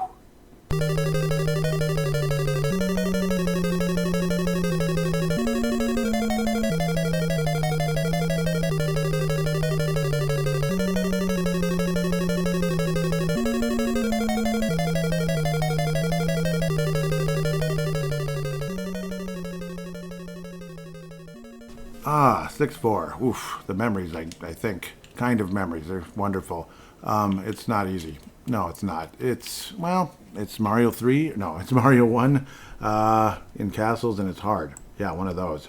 All the usual suspects, of course, including, well, obviously pits, stupid fireball chains or fireball. Yeah, they're chains or whatever the heck they are. It's annoying. It looks kind of like, is it level 1? Or was that the last level? I think that's the last, that's 5-4. It's like level 1 kind of remade. This one, I think, is kind of in its own world. It looks kind of a mix of stuff, but obviously every single block. Oh, this is World 1. Yep, this is World 1 redone. Yes. Yes, it absolutely is. And we're there. We're at level 6, if you can believe it. And this is the first time we see Hammer Brothers, and it is a blooper. A blooper when you shoot him to death with the fire flower. A blooper. So, pretty cool. I thought blooper would be earlier, but I guess it is level 6. And, yeah, on to 7 we go. And arguably as hard a level as there is in the entire game. A harder world with all the 7. So, with all the 7 worlds, 7, 1 through 4 is pretty damn tough, especially 7-4. Here we go.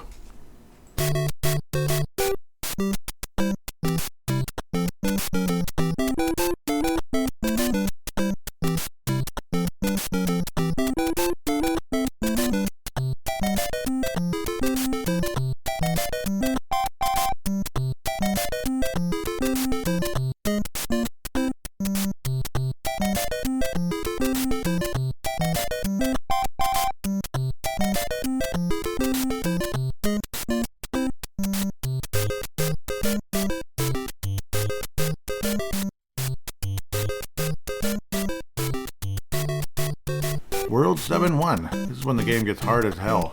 And you have bullet bills everywhere and whatever the heck those other things are called. So it's quite a battle. Right at the beginning, I mean, you're prone to make a mistake. Everything in this, everything now feels tighter, like smaller space and all that. It's annoying as hell. It really is, actually. Smaller space, you have to jump carefully. You got bullets coming at you. The cannons shoot faster than before. Yeah, all that stuff. And you have Hammer Brothers. And you have, you have pretty much everything except like a lady cube here, pretty much. I guess I haven't seen a Buzzy Beetle yet, but I'm sure that's coming up pretty quick. Yeah, you have 2 sets of Hammer Brothers. One's on a very thin, later on, very thin set of bricks. It's almost like Screw It, though. You can just run past it.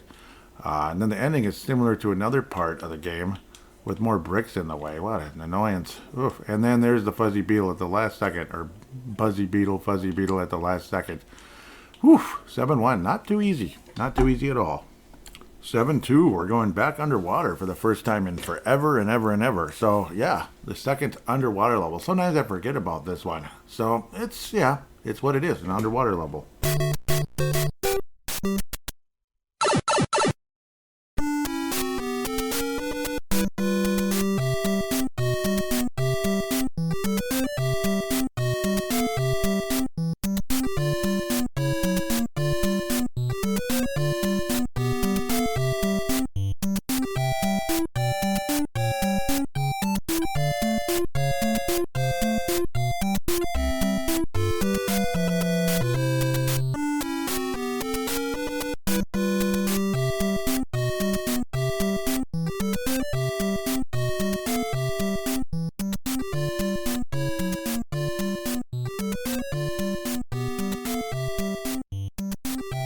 Isn't that a nice song? And you may also notice, I hope, see now I have a, let's just say, I have a mouse now that has a much, much, much quieter click, and man, do I appreciate it very much. It was only like $10 on Amazon too. What a deal compared to like, listen to that. That's like the medium noise. This is the really noisy one. And then the one that was kind of falling apart that I'd been using for years, kind of quieter. But then you have the newest one and you don't hear anything, so really appreciate it. The newest one is basically silent. Here it is. I don't know if you heard, well, looks like something's showing, but you might have heard a tiny bit, but I also had it right on top of the microphone. So, anyhow, sorry. Back to the water world, and I hope you enjoyed that song, because I certainly do every time I hear it. And seeing these levels of that HD color scheme, it's just everything is brighter and clearer, and it's still 1000% Super Mario. This level doesn't seem too much harder than previous water levels, though it feels like there's a lot more bloopers around and not so much of the cheaps. About the midpoint of the levels when you start seeing the cheaps, because boy oh boy, they're just cheap. And then bloopers are like, it's kind of like sports. Cheaps are like the owners that don't want to sign free agents, and then bloopers are players making mistakes, which, well, let's just say bloopers can cause you to make mistakes. They can cause you to make bloopers. So like say you have a fire flower and you're real excited and you're rolling, and then you just screw up and you lose your fire flower and it really sucks. So there's that too. I would say the level is almost completely identical to 2-2. I think the landscape pretty much is the actual design of the level, but it's a lot busier. There's more fish and more, once the fish start showing up, it gets really freaking busy. And once the fish show up, it starts getting real busy, and then the bloopers are kind of around as well. So there's that. Obviously, getting to the end of this level is a massive relief. One thing I didn't even think about all this time, and I should have thought about it a million times, how would the fireballs work underwater anyway? Wouldn't it just I don't know. I guess there must be something really magical about them, and I guess so. 7-3 is also kind of a repeat of 2-3, but busier again. The flying fish, and you're running. It's kind of a sprint level, like let's go, go, go, go, go. It's one of those kind of levels. Remember that? World 7-3. Like I said, another one of those sprinty levels. Pretty much just like 2-3 all over again, but maybe a little bit busier, unfortunately, with more going on, more Koopas and more fish, flying fish. Fun. The trick on a level like this is it's not even really about sprinting, it's about timing. It's about kind of going parallel with the way the fish are, like the waves of fish coming up as best you can. But there's a part where maybe you can't quite do that, where it's the 3 jumps in a row, but again, that's very similar to level 2-3. You also have a very unique feature or situation going on where the Koopa paratroopers fly, like they literally fly horizontally, which doesn't happen earlier in the game. It's kind of an interesting twist to make things a little bit harder. On to World 7-4 we go. Talk about twist and difficult and confusing a little bit. Well, 7-4, here we go.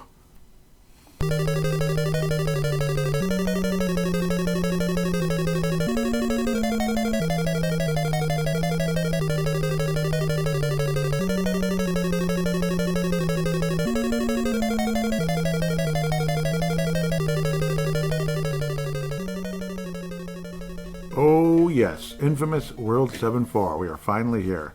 Well, if you're frustrated with where to go, you're gonna, you can always look up maps as a game facts or anything. Just Google it and images and all that. So we have that option. Back in the day, we didn't.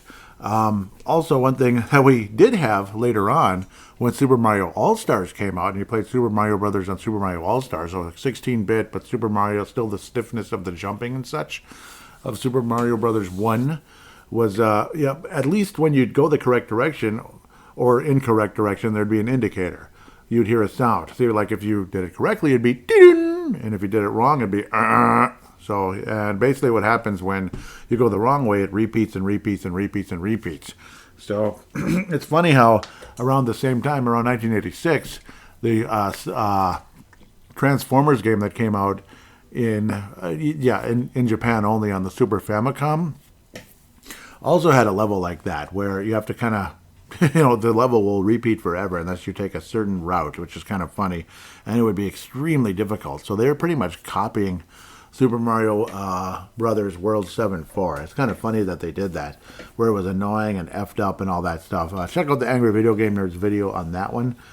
I do have that one on emulator, but because obviously we can't have it here, it's I don't. Well, you can. I mean, I guess it would fit in the regular top loader, and if you have a Famicom. I don't have a Famicom, but I do have the Famicom Mini, and I believe I put the game on that one. So pretty fun and exciting. So we'll get to that someday, maybe. Talk about hard. But let's get to World 7-4. I'm actually talking a little too much, but it's a historical level. What do you expect? Ultimately, what's cool about World 7-4 is that it's unique. It's not like copying other levels over and over again, and now it's harder than it was. That type of thing. How that's kind of happened over and over throughout the course of this game, where like now we're doing World 1-4 again. It's just like a meaner version of it. Woo-hoo-hoo, how cool. In a lot of ways, it seems kind of basic and silly, almost pointless with the way some of this is being done. but that's just kind of how it goes. Like you have to go through this and go through that just to get where you need to go. Again, look it up on the map. Obviously, it's a twisty. You'll find it in game facts and such. But getting to Bowser is oh so satisfying because you're finally there. And if you have the fire flower, pretty cool. And your chances of having the fire flower are really high if you came in with it because you don't have a whole lot of issues. It's just kind of finding out where to go. The only real obstacles begin once you get to Bowser. Surprisingly as all get out, yeah, not surprising at all, Bowser has hammers coming out of his head like a million miles an hour. And when you do kill him, he is, in fact, a hammer brother. So that is the final fake Bowser in the game. Thank you, Mario. Our princess is in another castle, da-da-da-da-da. Now we are finally going to what Ernest P. Worrell said, the 8th level of Mario Brothers. Yeah, we are going to the 8th level of Mario Brothers. 8-1. Rock on, baby.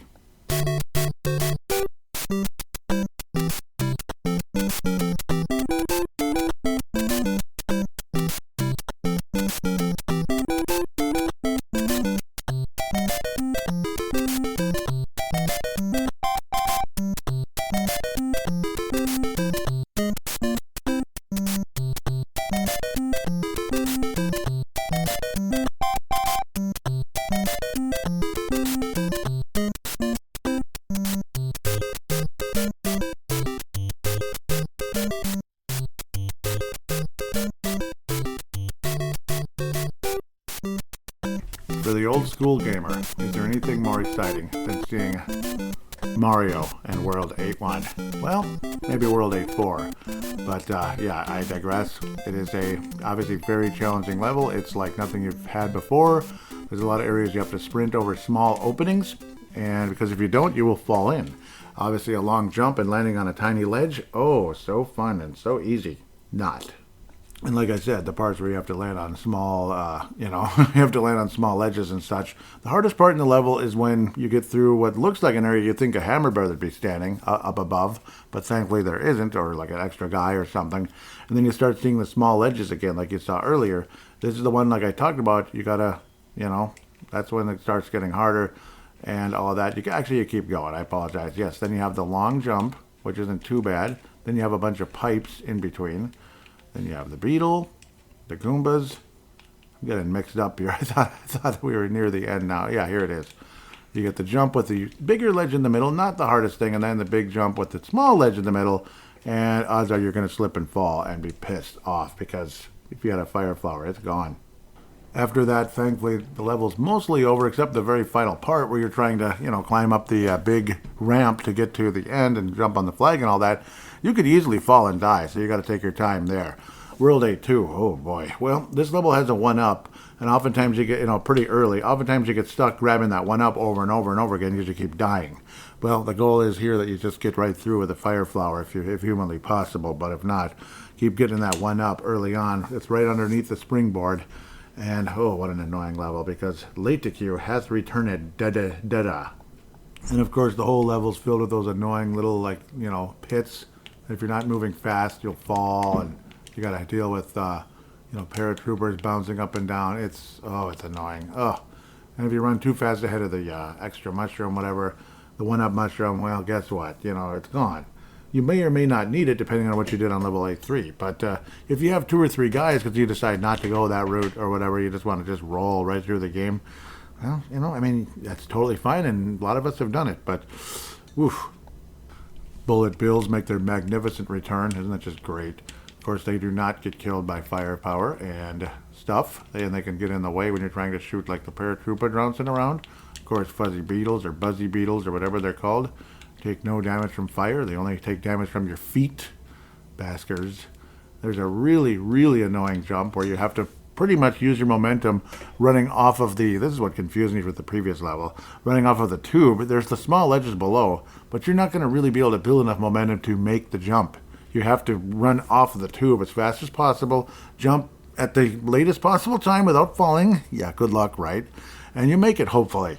And when you do, oh my, you feel so much better. Like, yes. There's another really annoying part where there's a bullet bill kind of like on top of a small ledge, not long after that long jump. And you have to land on top of that bullet bill and make the jump afterward. You could very easily fall off. It's annoying. And of course, if you do make the jump, there's little Goombas greeting you immediately. And you think, little Goomba, who cares? They're easy. Sure they are. Well, they're not easy when you're trying to balance like yourself as you're just making a crazy jump. And then and then another kind of weird ending where you try to get to the, you try to get up to the final ramp and there's a stupid paratroopa coming down. Stupid paratroopa coming down where you have to make awkward jumps and landings and you could potentially get hit there. Yeah, goody stuff.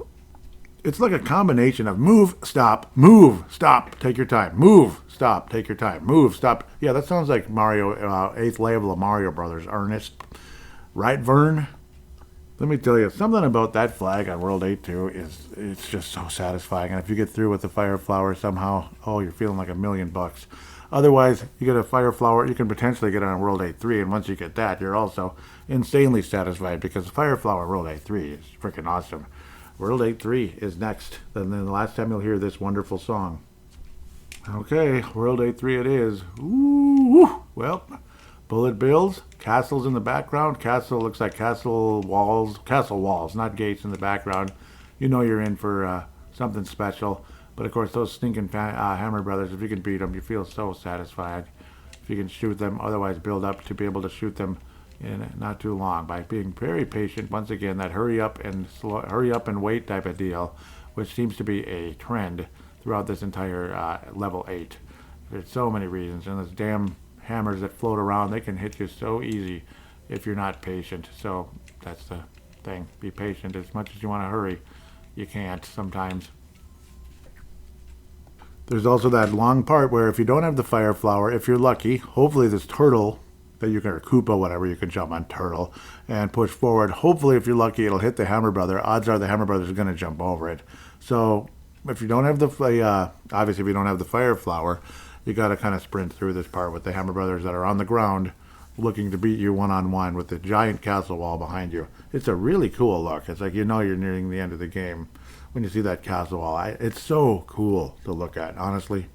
The final two Hammer Brothers, after you get through the first two, and you get to the tube, whatever, and then you get to the next two, are a bit more antsy. Take your time. Be careful. They're very hyper. They're ready to say you are not getting to you're not getting to Bowser's real castle. It's not happening. And there's also a final little spot where it looks like bricks are kind of sticking out where you can get coins. You can get it. You don't have to. Whatever. It's maybe just for the satisfaction of doing it. Like, wow, look, I'm hitting coins from a castle wall. It's like, yeah, okay, thanks, appreciate it. But wow. Then you have the dangerous ledges again, but it's just one little block, so it's real intimidating to look at. Even though it's the same exact scenario as World 8 one, it just looks more intimidating because they're just floating by themselves. So I don't know, it just feels scarier. If you fall, you fall. I mean, it's the same thing. Falling is falling, right? Just like sharing is caring, I guess. It can be most of the time. Otherwise, 8-4, the level of levels in Super Mario Brothers hath cometh.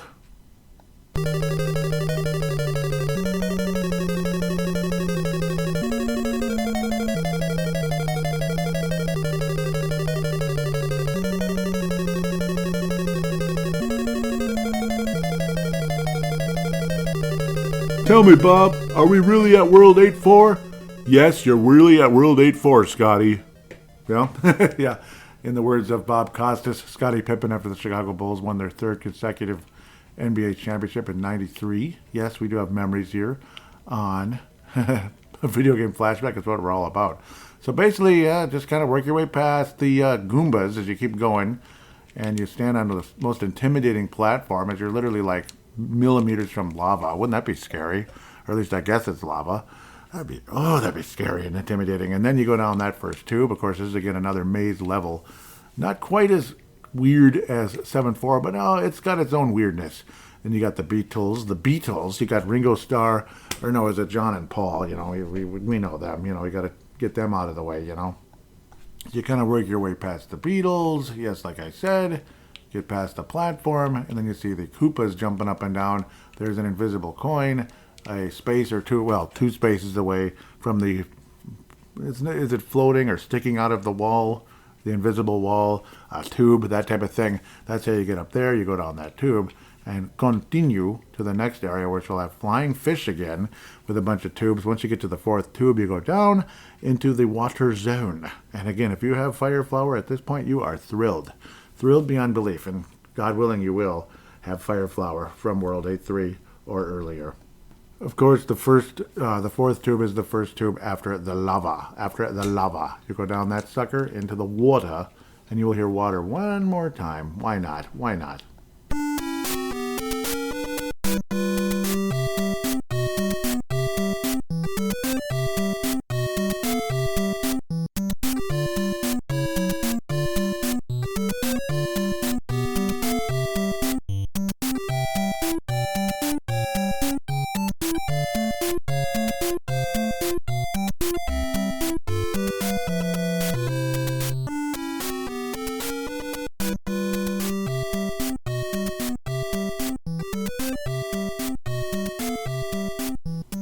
Isn't that the cutest song ever? Yeah, I mean, it's only the third time, so what? World 2.2, World 8.2, and World 8.4. This level has everything in it. You also get the effect of the tube looking all rusty. It's kind of cool. It looks like a rusty tube. Obviously, the green bricks, like they've been underwater for, forever, I guess. Yeah, it's really cool. It's a nice effect. It's kind of like like an underground pool in the... I don't know what the heck it is. And then again, fire stuff floating around in the water. I don't know if that makes sense, but I guess it's going to have to because it's the Mushroom Kingdom. Magical things happen here, whether it's good magic or bad magic. But either way, speaking of good and bad, well, yeah, if you thought the water worlds were tough before, this one's really annoying because you have the stupid fire you have those stupid fire chains. They're really annoying to deal with. And the bloopers, you got to deal with bloopers and fire chains and all that. Yeah, so you got to time everything. You got to kind of hurry up and wait. You know what I mean? That's kind of what this game is. And it feels like every shot you take, it misses the bloopers, which is really annoying. I want boiled squid, dang it. I want squid. I want fried squid, dang it. It's tasty. Gimme, gimme, gimme. If you somehow survived your way to the Hammer Brother with the Fire Flower after that stupid underwater area, you are dancing on the clouds. Oh my, because you'll be able to just shoot the son of a gun and even the ultra satisfaction of something else right after. I'll talk about that in a minute. But if you can just shoot that Hammer Brother, otherwise this is one of the most infamous parts of the game. In fact, probably the second most, if not the most infamous part of the game. You have to pretty much wait for that Hammer Brother to come to you if you do not have the Fire Flower. You have to wait about a minute or so, or like what a minute would be on that stupid time clock up above you. Like it's like approximately whatever it is. He will run at you because obviously that's what Hammer Brothers do. We talked about that before. And then you got to time things, sprint and jump over him, and then pray to God you can get underneath Bowser and wrap it up. Otherwise, the ultra satisfaction of the entire game is seeing Bowser go down as himself when you kill him with the Fire Flower. If you can pull that off, it feels like $1 million. And let me tell you, it feels like $1 million watching Bowser go down upside down. No Goombas, no fuzzy beetles, no Laticus, no Spinies, no Hammer Brothers, no this, no that, no bloopers. It is Bowser himself this time. And bye-bye, adios, bye-bye. Bowser goes. Merry Christmas, you have defeated Super Mario Brothers, and this is the Christmas special of Video Game Flashback.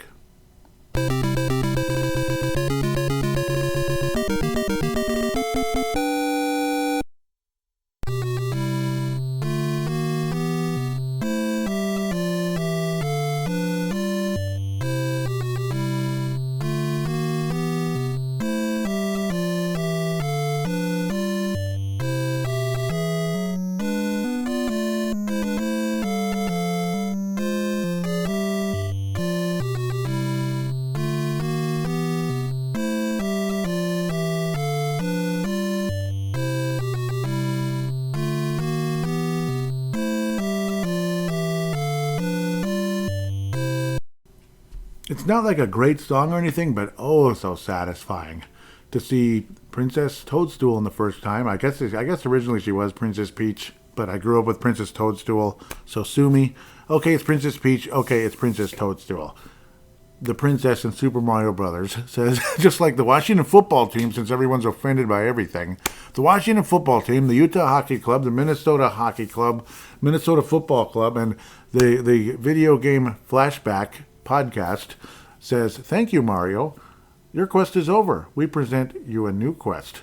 Push button B to select a world. So yes, there is a second quest where, say maybe you warp your way up to 8-1 right away.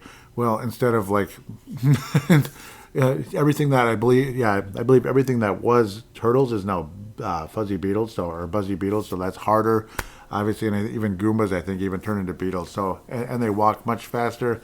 But you can also beat the second quest again, and the ending will say, "Thank you, Mario. Your quest is over.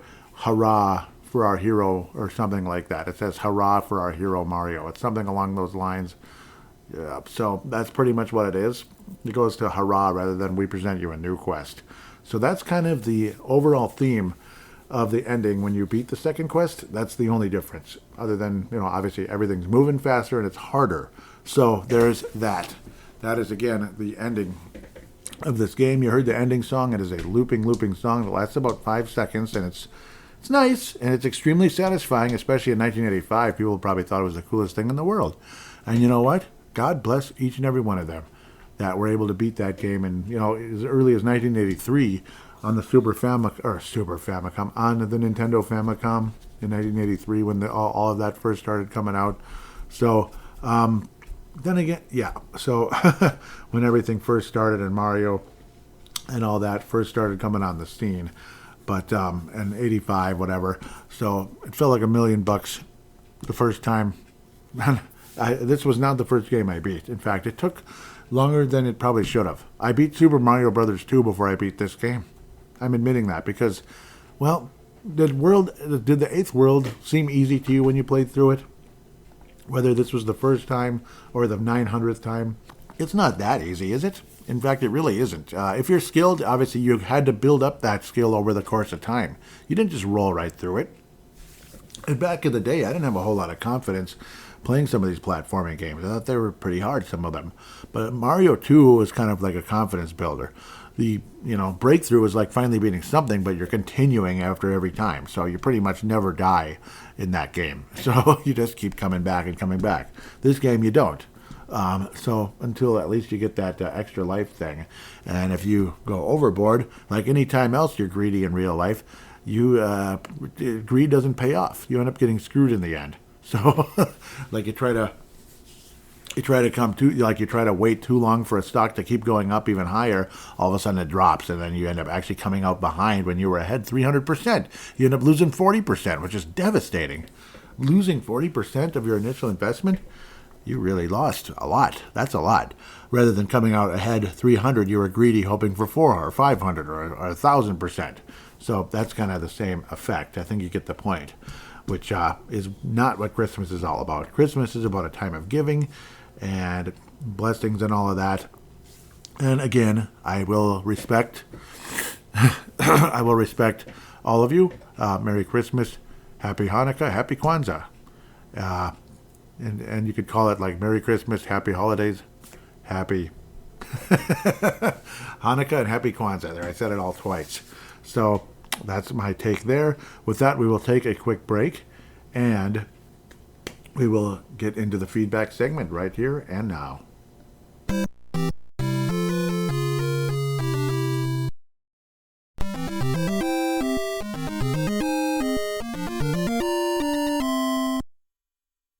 And we are back here on Video Game Flashback.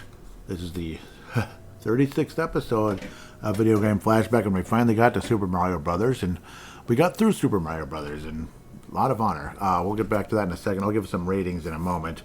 Almost could have ended with that, but no, we'll end this segment with that. But first, we are going to hear from our great friend Derek Felska at Crease and Assist. Also, again, a really good Minnesota Wild Hockey podcast, and has been a good writer for many years, but also a retro video game maven. He loves retro video games, and that's actually what brought him to Brave the Wild initially, because, well, I tend to use retro video game sound effects and bumper music, like Mega Man, Nudge Nudge, is, well, like the previous game, anyway. We'll get to that in a minute. Well, no, we'll get to, the previous game, Mega Man Dr. Wily's Revenge. I always thought hockey players, that Mega Man looks like a hockey player, and that the music just goes so well with hockey. It goes so well with hockey. And that's why I put Mega Man type of soundtracks in my Brave the Wild podcast. And that brought Derek to the show in a lot of ways. He was like, whoa, that's really cool, you know? So that's how we first met back in, was it early 2020, I do believe. And, it's been an honor ever since, you know, and obviously, again, retro. So we definitely have that in common, big hockey fans, and, of course, retro video games. Let's talk about the retro video games. So instead of fan interaction, like on Brave the Wild, we call this feedback. Derek Velska and of course the Twitter account. And again, it is in the show description, but I'll say it anyway. At VGF_podcast. And of course the hashtag I like people to use so we can have everything in order chronologically. Hashtag VGFB. VGFB. Like video game flashback. So it works great. Derek, talking about Super Mario Brothers, says, I remember the first time I ever played Super Mario Brothers. I was at my cousin's house. My uncle was almost more excited to show the NES and Super Mario Brothers than my cousin was. The smooth movement of Mario, catchy music was such a big step ahead of than the Atari. So we go to part 2. That's how it works. The Atari 2600, where games didn't even have music. A lot of times it was which I think is awesome, but that dark night by yourself, with the lights off, whatever, and just like Missile Command or something, Berserk. But anyhow, they didn't have music. The variety of worlds, hidden coin blocks made it fun. The curiosity, like what's in there? What's in there? And oh, you found one, cool. Oh, a mushroom. So, and in this game, it doesn't have the poison mushrooms. Maybe the real Super Mario Brothers 2, also known as Lost Levels in the Super Nintendo, had poison mushrooms. So that was an interesting twist. We'll talk about Mario 2 one of these days. Both Mario 2s. The one that we got, which is also known as Doki Doki Panic, spoiler alert, turned into a Mario game. And the original version of the Super Mario Brothers in Japan, we'll get to that one of these days. We're going to review both of those. Absolutely. Now, sorry, Derek, I keep going off. The variety of worlds, hidden coin blocks made it fun. Bowser's castles required patience and careful platforming and timing, which was a signature of that era of games. Oh, you got that right. Yes, you did. Because there's so many ways you could die. You could either die or lose your fire flower. Getting to Bowser with a fire flower, the satisfaction is unbelievable. But you could still get hit there, and then you lose the satisfaction of seeing Bowser going down upside down, knowing you beat him with fire flower. It is the coolest feeling of all time. Continuing.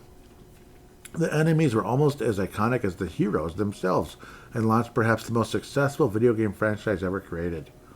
It was only after Super Mario Brothers would people remember Mario was in Donkey Kong, etc.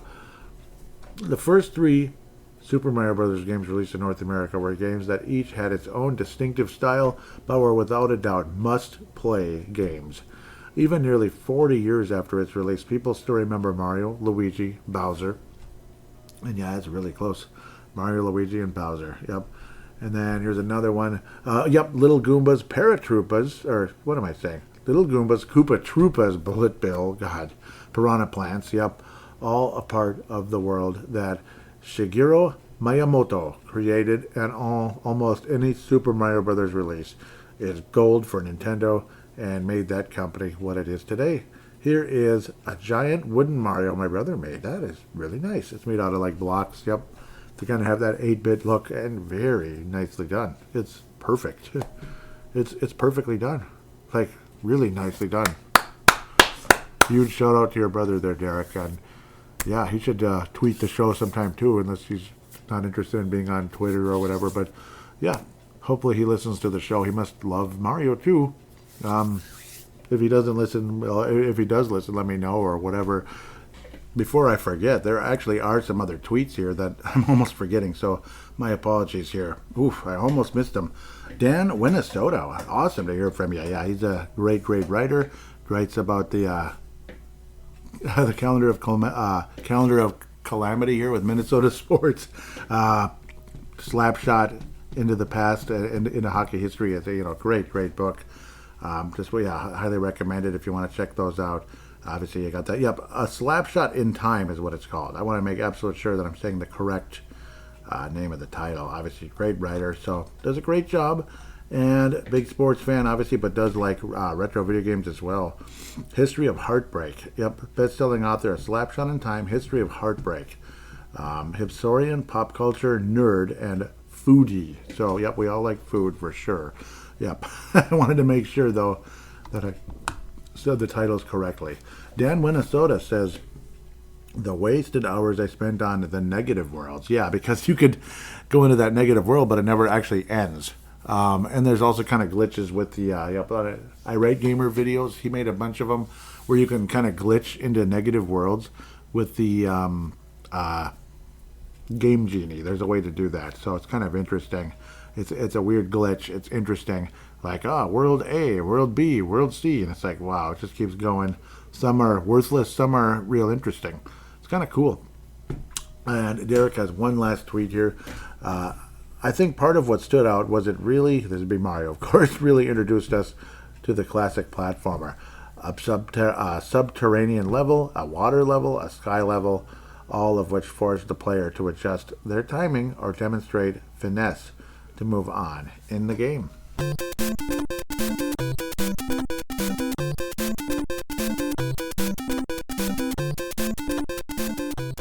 Yeah, this is it's an absolute honor doing this show, and doing a game like Super Mario Brothers on here is an incredible honor. Like, what was it? Almost 2 years ago, coming up in February, I did Secret of Evermore, and it was the first version of Secret of Evermore on a podcast, at least from my knowledge. And I always wanted to be the first one to do it, and what an incredible honor to do it, because that's kind of my game. Secret of Evermore, in a lot of ways, is kind of my game.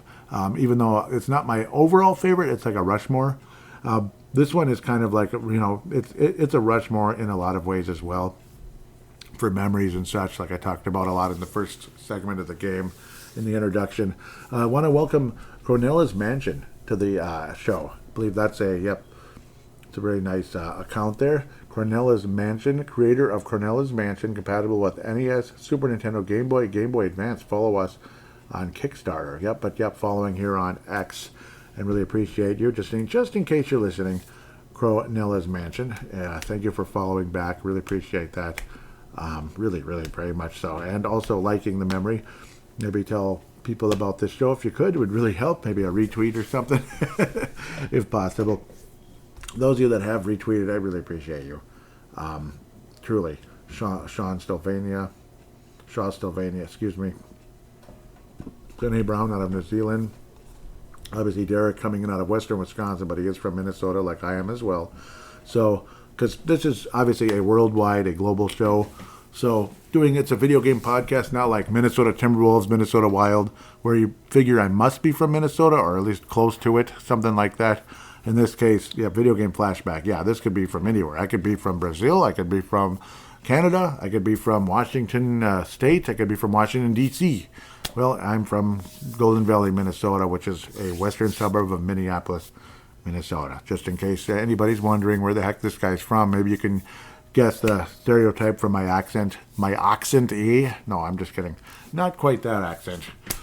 So there's that.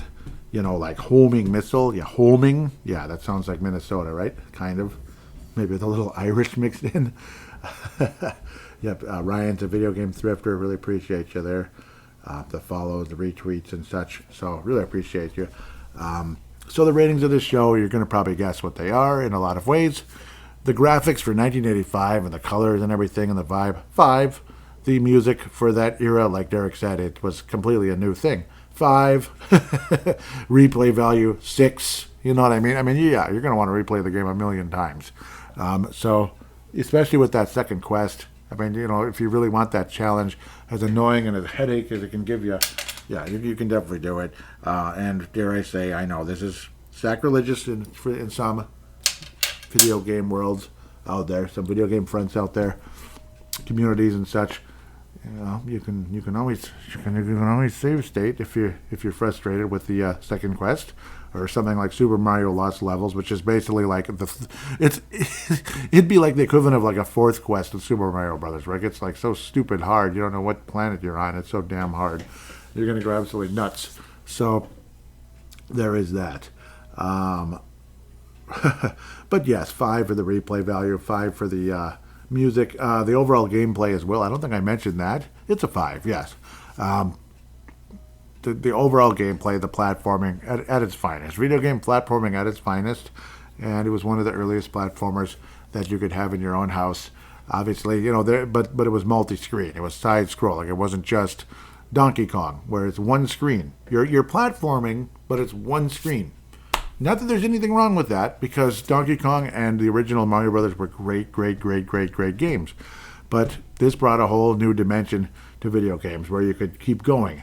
The screen moves. You're cool. You're not just kind of up-scrolling an imaginary background with stars and Galaga or something, or Spy Hunter. You're up-scrolling. But by that point, that was kind of when things were starting to change, where it wasn't just one screen, where there was a bit of a different vibe. That game. It's not the same. It's kind of more like you're just in the same spot and kind of, I don't know. It's kind of like the roads just kind of turning and such, but it doesn't really feel like you're moving forward, where in Mario it does. The unfortunate one thing that some of us might not like about Mario is once the screen that has passed off of the television, you can't go back, whereas in later games you can. So there was that aspect as well. You can always backtrack in some other games, where this one you can't. It's over. Sorry, you already crossed over. You can't go back and get that mushroom you just walked past. That mushroom block. So there's that aspect that can be frustrating. The controls are a little bit stiff, but again, it's part of the challenge and part of the fun of it. Like, we're used to it, We're used to it. It's not like, oh, bleep this is dumb. Yeah, some of the challenge is frustrating and annoying, but that's video games. You're not supposed to win. Just like people would tell you back in the day, the adult in the room, the old, the uncle, the grandpa, the dad, be it the doctor, would tell you you're not supposed to win, though. So why do you get so pissed off? Because I want to win, damn it. That's why. Yes, I want to win. Dang it. So, announcement for the next game on the docket heading into 2025 is going to be an all-time favorite for myself once again, because it's all about me. No, it really isn't. So I did do yeah, this is kind of like, obviously, spoiler alert. Obviously, you can already tell where I'm heading. 2 years ago, the Christmas special was Mega Man 2. Last year, the November Thanksgiving special was Mega Man 1. And this year, the November Mega Man special was Mega Man Dr. Wily's Revenge. But there was one game that isn't as much of a Christmas. It's kind of like the other half of winter, the post-Christmas winter. And my favorite Mega Man game ever. Believe it or not, unfortunately for me, the first one I ever played, but that's okay. Mega Man 3. Mega Man 3. It's fine. I'm finally going to review Mega Man 3. It's going to happen. And I just get chills through my spine right now. Goosebumps. The blood's flowing through the arteries and the veins right now when I say those words. Mega Man 3. It is a very special game. I mean, 5, 5, 5, 5, 5, 5. Yeah, you get the idea. I know it might be overrating everything, but maybe not everything will get a 5. Mario kind of has to, just for what it represents. Maybe not everything will get a 5, but you get the idea, though. Oh my God, the music, the graphics, the sound effects, the just the overall gameplay, the vibe, the feel. It is an unbelievable, entertaining game, and it sucked me in, baby, to the Mega Man series. It sucked me in so hard that there was no getting out. You're mine. You're gonna play Mega Man forever. Yeah, I'll play Mega Man as long as I'm able to, thanks to this game, Mega Man 3. 1990, NES. So we're sticking with the Nintendo Entertainment System, and 99.9% chance the next game will not be Nintendo Entertainment System. I will not leave any other hints as to what it is, though I have mentioned the game probably several times in previous shows about and how much I admire and love that game. So it's going to be a couple of treats here in a row. Dr. Wily's Revenge was not a treat. It was a very difficult game, though it was exciting when I did get it. Back in 91, right after the Twins won the World Series in 91 here in the Twin Cities, the Minnesota Twins baseball team, and after the infamous 1991 snow blizzard of 30 inches plus for a lot of people around here.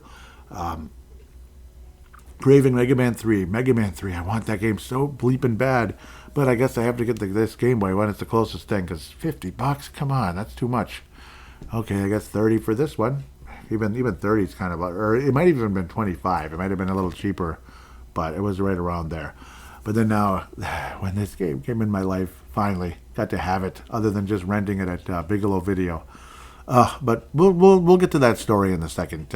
We'll get to that story in episode 37, because that's what's next on board. Merry Christmas, Happy New Year, Happy Hanukkah, Happy Kwanzaa, Happy Holidays. Thank all of you so much for listening to this show. Please give a positive rating, a 5-star rating if you could, on Apple Podcasts, Spotify, and if you could write a review on Apple Podcasts or any other app that allows you to do so, please do. Please do. Any other app that allows you to give a 5-star rating, please do. Please share the show with your friends. And you are more than welcome to call into the show via audio submission. Record something that's like a phone call or like a podcast segment, whatever you'd call it, via your smart device, your laptop, your desktop, whatever you want to do. But then record it and send it to me at paladinolive@yahoo.com, paladinolive@yahoo.com. I would then convert it into an MP3 file if I need to via cloudconvert.com. So really appreciate them. More than happy to give them a free plug, considering what they're providing this show and the other podcasts I do. It is priceless, to be quite honest. So it's awesome. But again, like I said, Merry Christmas, Happy Hanukkah, Happy Kwanzaa, Happy Holidays.